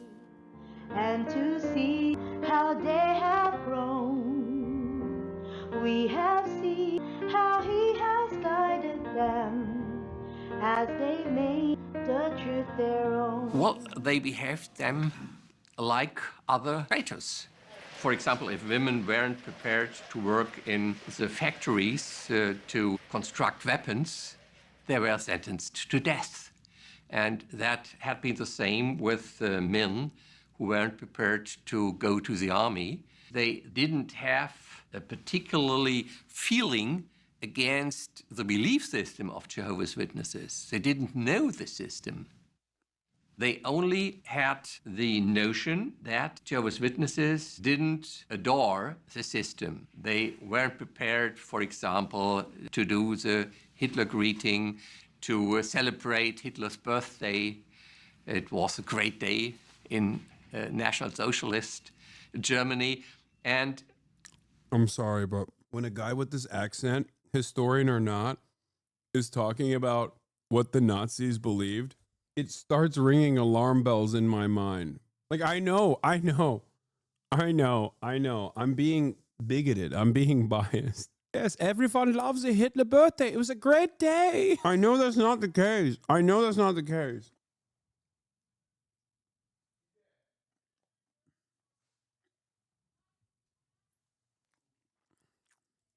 that was sufficient. That was it. And they were surprised how strong these small group of believers resisted them. In the Third Reich, Jehovah's Witnesses faced a unique choice with regard to their faith.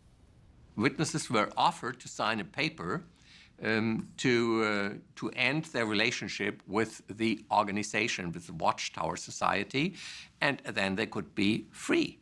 But they didn't do that, and that's the difference to the situation of the Jews.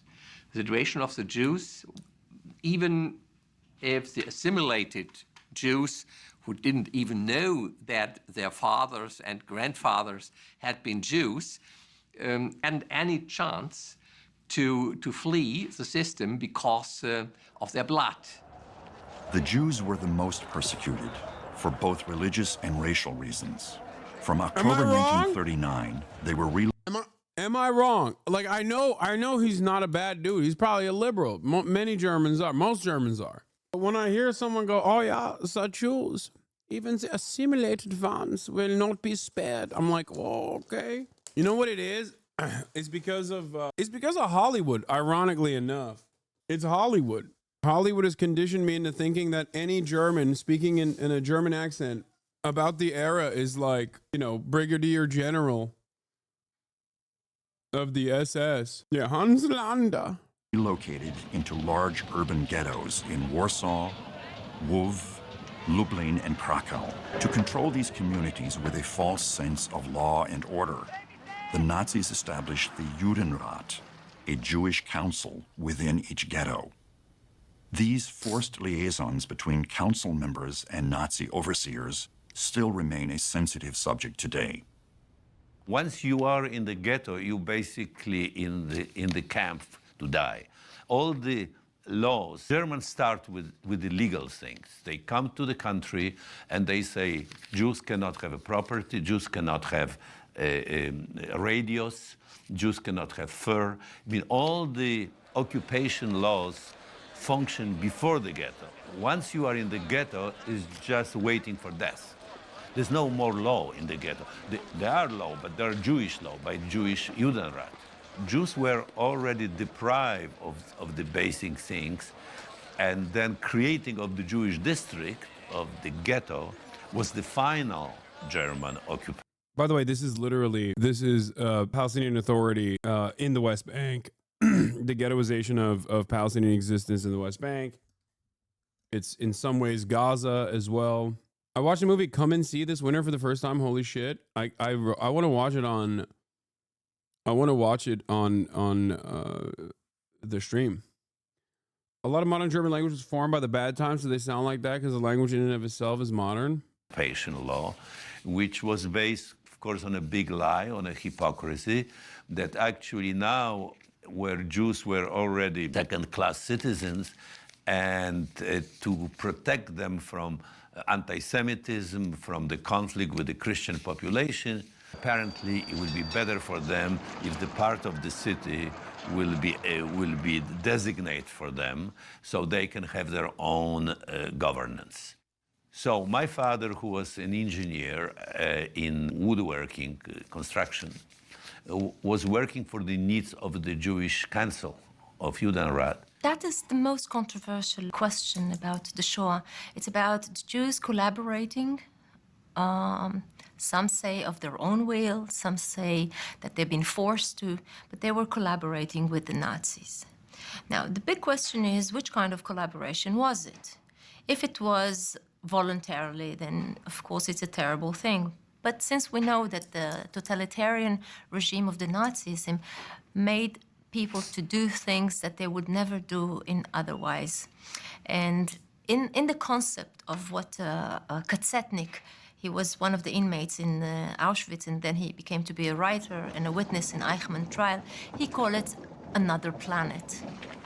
So in this other planet that have its own rules, have its own language even, people acted differently because they were under a force, under a threat, and they had to manage somehow their own communities.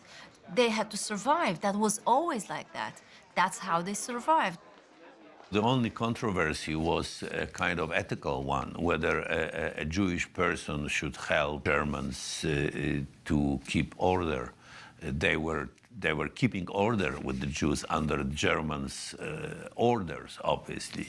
Of course, the other solution would be not to have any community organization. It was absolutely a necessity. On December 7th, 1941, Himmler reinforced Hitler's directive Nacht und Nebel, night and fog, a policy that summarily bypassed the law by relying upon special German courts to sentence suspects in occupied territories to concentration camps. Under the cover of darkness, they simply disappeared. In time of war, treason was punishable by death. As chief judge of the People's Court, Roland Freisler, the hanging judge, frequently chose to enforce the death penalty for many of those who stood before him pleading for justice. Between 1943 and 1945, the People's Court sentenced approximately 7,000 people to death. Maniacal in his tone and harsh in his judgments, Freisler oversaw two historical cases: the members of the White Rose and the conspirators of the July 20th. Onları sevmediğim için. Herkesin düşmanıyım amına koyayım. 1944 assassination plot against Hitler. It's crazy, mind-bending how all this applies to the situation in Gaza and West Bank. I think it's actually really interesting that we're watching this because the first half of this was the evolution of Donald Trump. And the second half of it is a much more accelerated, like the future of Donald Trump, right? And the future of Donald Trump is already in existence in Israel. If you look at fascism as a constantly evolving and obviously like a constant struggle to continue to manage power and to continue to eliminate an increasingly expansive out group, you realize that like the first half is America right now, and the second half is Israel right now. Because I think that yes, and apartheid South Africa and Israel currently are examples of fascist projects that have played itself out. Obviously, with the case of Germany, it ended. Not that the ideology went away, but it ended, right, by force. South Africa, there was a major struggle, and ultimately it was, I mean, the inequality still persists, but it also ended, the legal structure ended. Israel, on the other hand, is a living, breathing, continuing example of a fascist apartheid administrative apparatus. Much to consider here about what to avoid. Because if we're like here, because like I said, we're in the race laws era, like where the courts and the pre-existing laws do not completely suit the purposes of this fascist administration. That is precisely the reason why, as it stands, there's still like a back and forth on the legal battles. That is where we're at right now in America. Israel already shed themselves of these issues a long time ago. So they have accelerated to the position that we're currently watching right now. You already are in the anti-intellectual era, though, censoring science. No, that actually is a one-to-one verbatim identical thing to Nazi Germany as well. The academic receivership, I talked about it. Remember when he was talking about like how Hitler went after lawyers that directly played a role in trials against him? Donald Trump is doing that right now. Law firms as well are being forced to concede to the Trump administration's agenda.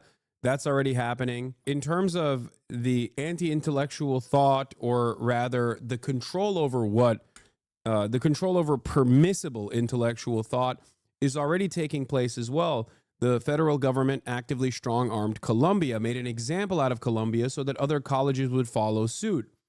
This is one-to-one identical to what the Nazis did as well. For the Nazis, their entry point into academic receivership, which is exactly what the Trump administration literally is doing right now. They did it. Columbia allowed them to do it as of this past week. What they were doing in Nazi Germany against the Frankfurt School, or rather in all of academia, was to go after Jews. They were like, oh, if you're a Jewish professor, or if you have Jewish sympathies, socialist sympathies, you're done. You're out. Right?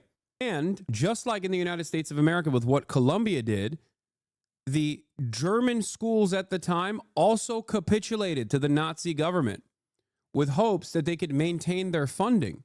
Exactly the same thing, like a one-to-one comparison, with the only exception being that this time the entry point is not Jews, but instead anti-Israel sentiment.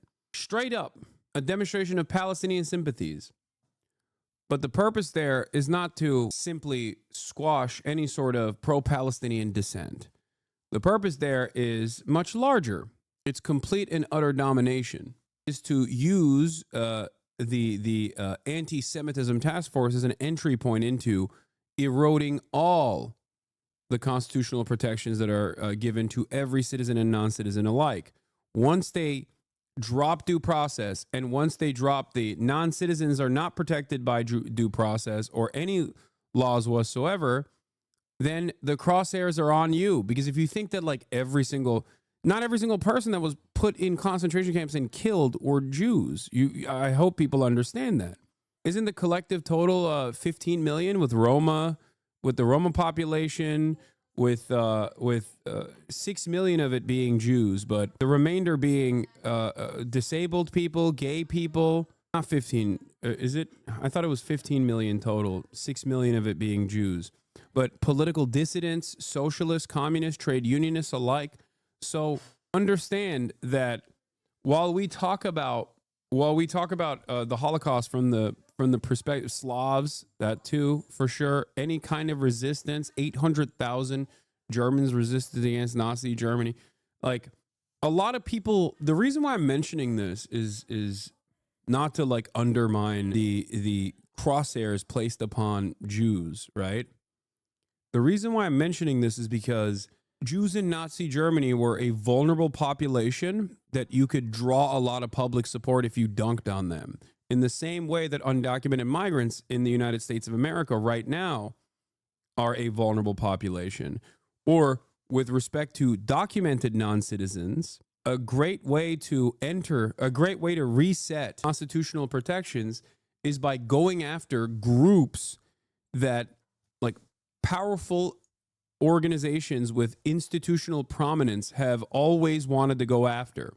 It's a way to open the door, because once you open that door, once you rewrite the precedent, you can use the courts to your advantage. At the University of Munich, members of the White Rose Resistance produced 6 leaflets against the Third Reich. Hans and Sophie Scholl, along with their colleague Christoph Probst and their mentor Kurt Huber, were deeply committed to the high ideals of the White Rose movement. Condemned as... I think what's really interesting about this is that right now, especially because we live in the aftermath of the Third Reich, we have an exact comparison to point to that virtually everyone understands as bad, right? And right now, if all of these institutions did start resisting against the Trump administration, there is an opportunity. There is an opportunity to cut this nonsense, or at least like actively undermine the initiatives that the administration is doing, because they do not have the manpower right now. They do not have the manpower and the logistics to be able to jail every single person.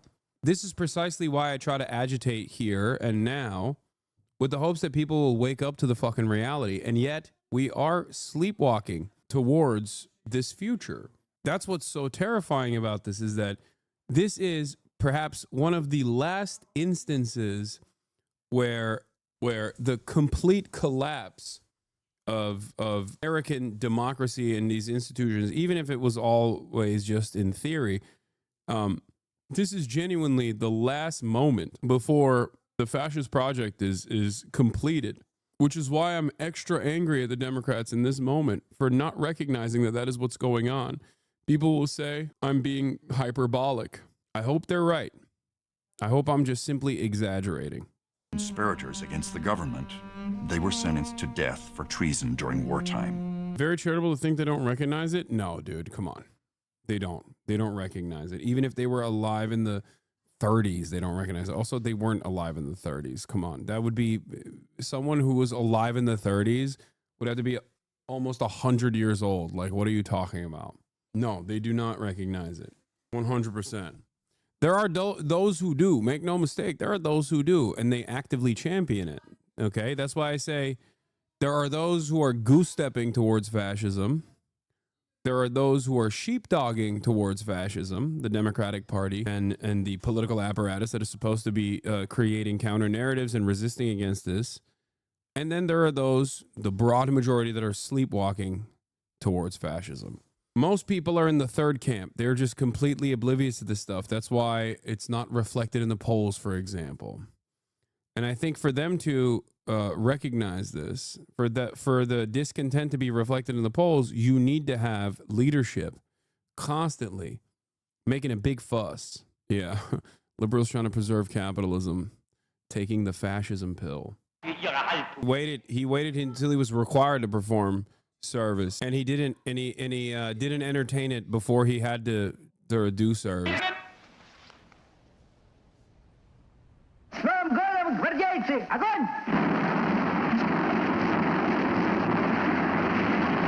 If you go to the Vogelsang Monument here in Germany, you'll find in the museum a handout written by students that was a very critical about Hitler in a super clinical tone.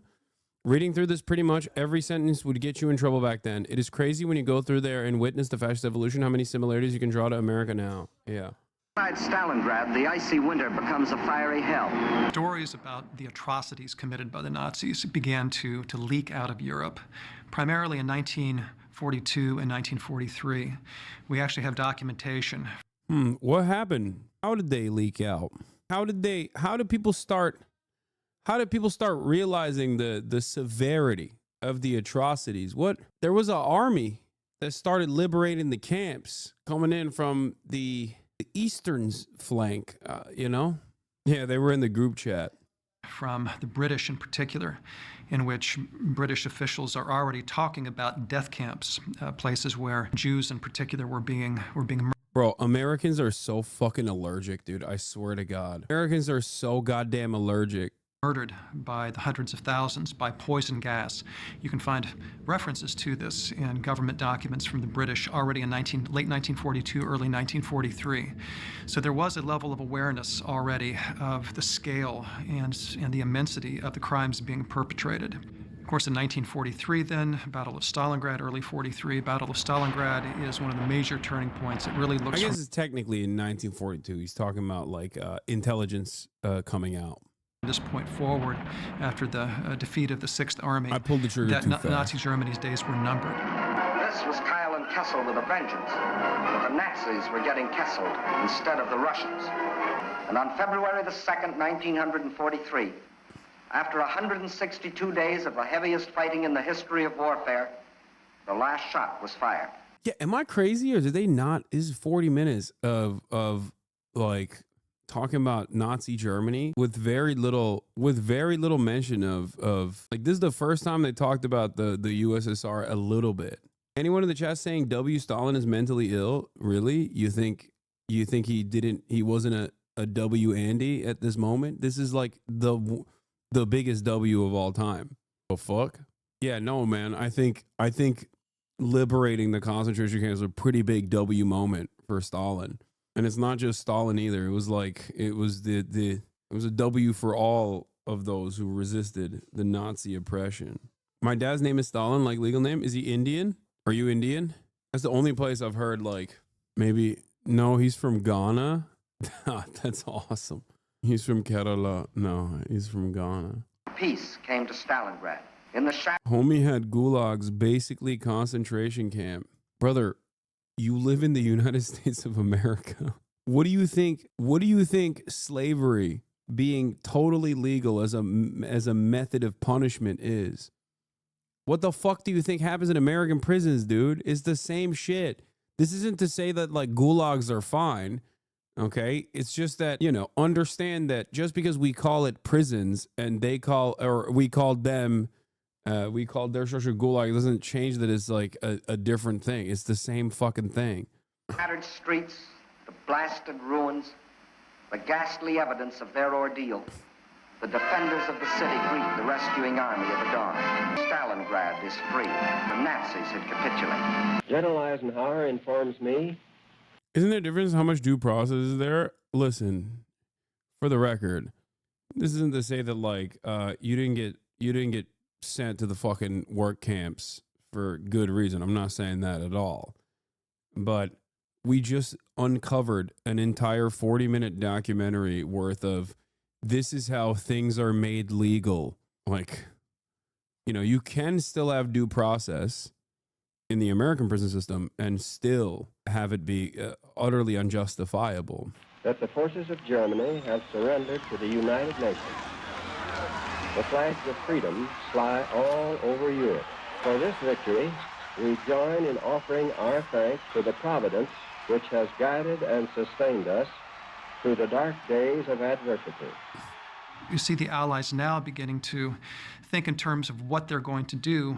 One of the most shocking stats of the Battle of Stalingrad is that more Soviets died in it than all Americans in all of World War II. If you count German plus civilian deaths, it was more dead than all of the U.S. deaths in all U.S. wars combined. Absolute carnage of a battle. Yeah. That's why I'm not going to fucking sit here and be like, oh my God, I can't believe you're saying W. Stalin. It's like, yeah, dude, this was a fucking fat W, okay? Those people didn't die for no reason. It kind of feels like they did now because like Nazism and fascism as an ideology has made quite the fashionable return due to the dedication of the American administration instantly after World War II as well. But, you know, making a brutal fucking comeback here. With the major war criminals, as they were called. These were the leadership, the leading figures of the Nazi government, Hitler, Goering, Goebbels, and so forth. How are they going to be treated? Churchill and his legal counselor, Lord John Simon, were of the view that the major war criminals were essentially outlaws who did not have to be given their day in court, but could in fact be taken, arrested, identified, of course, and then executed without the benefit of a trial. These generals, 24 of them, who had covered themselves with such glory and such medals on the fields of Poland and Norway and France They now had only their past glory to comfort. Very clearly, the Soviets did not have in mind a trial or a proceeding along the lines of an Anglo-American litigated proceeding. They had in mind instead a show trial, not unlike the Stalinist show trials of the 1930s, in which Stalin was able to identify his alleged enemies, charge them with various imaginary crimes. I think American historians should be barred from speaking on documentaries. I think it should be illegal. No, I'm done. You should just not, because this guy comes in and literally undermines everything, okay? He just came in, and in like 3 fucking minutes, he's like, well, you know, the non-barbaric Anglo-American trials were totally better than the fucking sham trials that Stalin did towards who, by the way? His enemies. Show trials against his enemies, dude. No reactionary elements, no counter-revolutionary elements, no fucking fascists there, you know?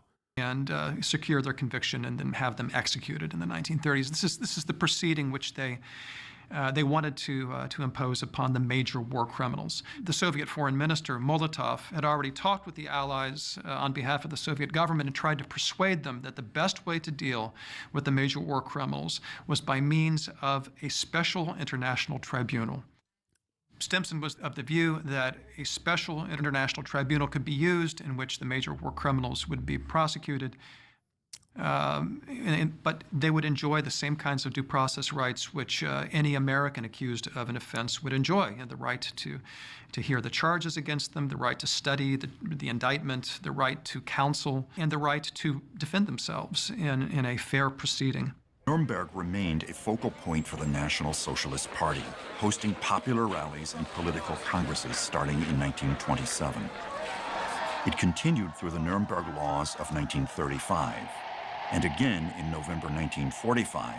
Nazis got treated better than immigrants now? Yes, but also that judge was talking about treatment of American Nazis who were offering material support to Nazi Germany. There were also like American ideological Nazis, not even like American Germans or whatever, but like ideologically Nazis who consistently worked with the Nazi government.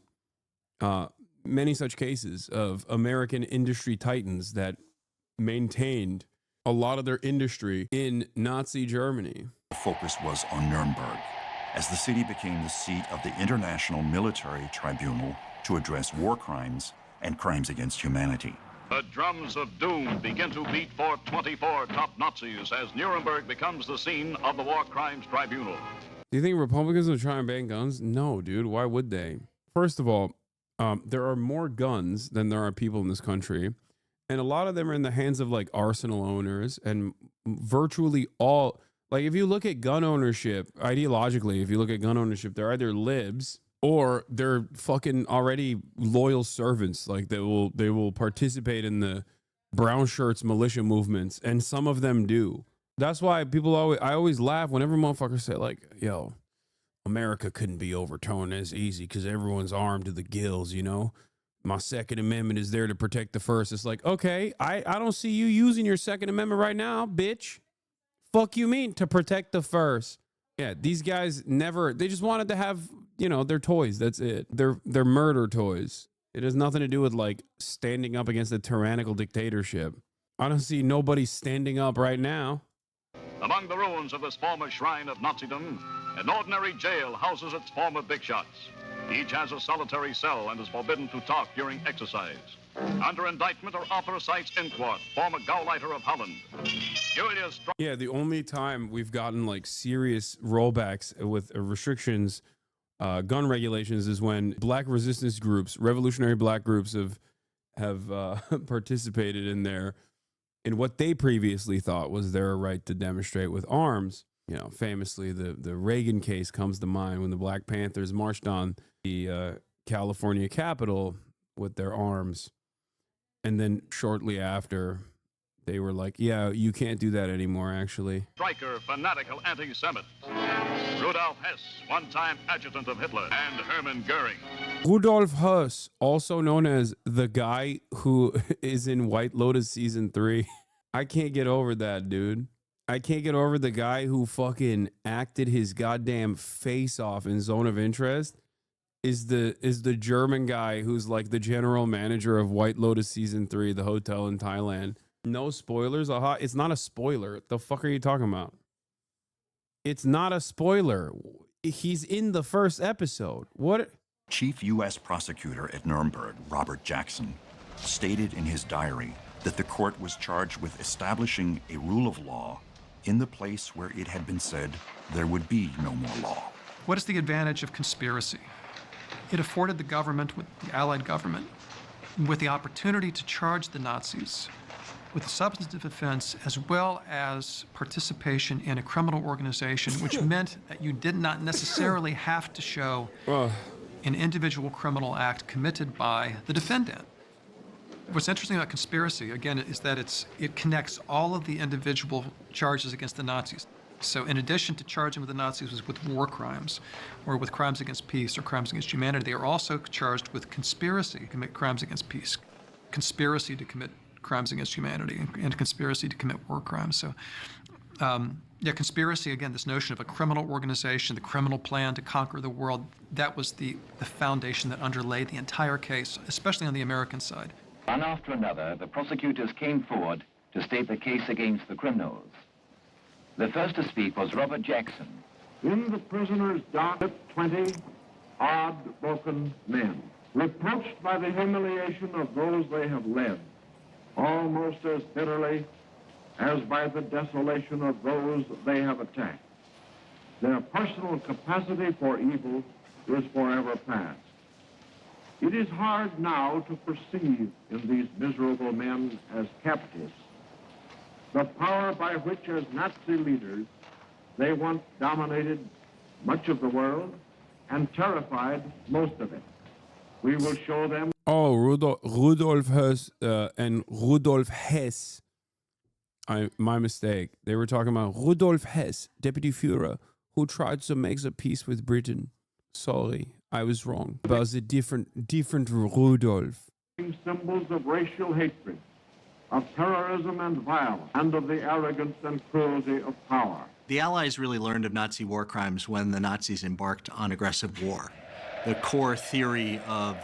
This is legalistic circle jerking. Yeah, left half of them get away because they were of value. You hung a few, and the remaining starting running orgs and other NGOs. All the same time, you would have North Korea where 2 million were killed. Vietnam and Laos up to 7 mil. 2 million in Algeria. Nobody cared about those European powers for doing what they did, let alone in Belgium and Congo, etc. The West will always be hypocrites. Yes. The power of white supremacist, Western supremacist attitude, Western chauvinism and white supremacy is an incredibly powerful glue that holds everything together. Whether people recognize it or not does not matter. Yeah, it's true. Damn, this guy's good.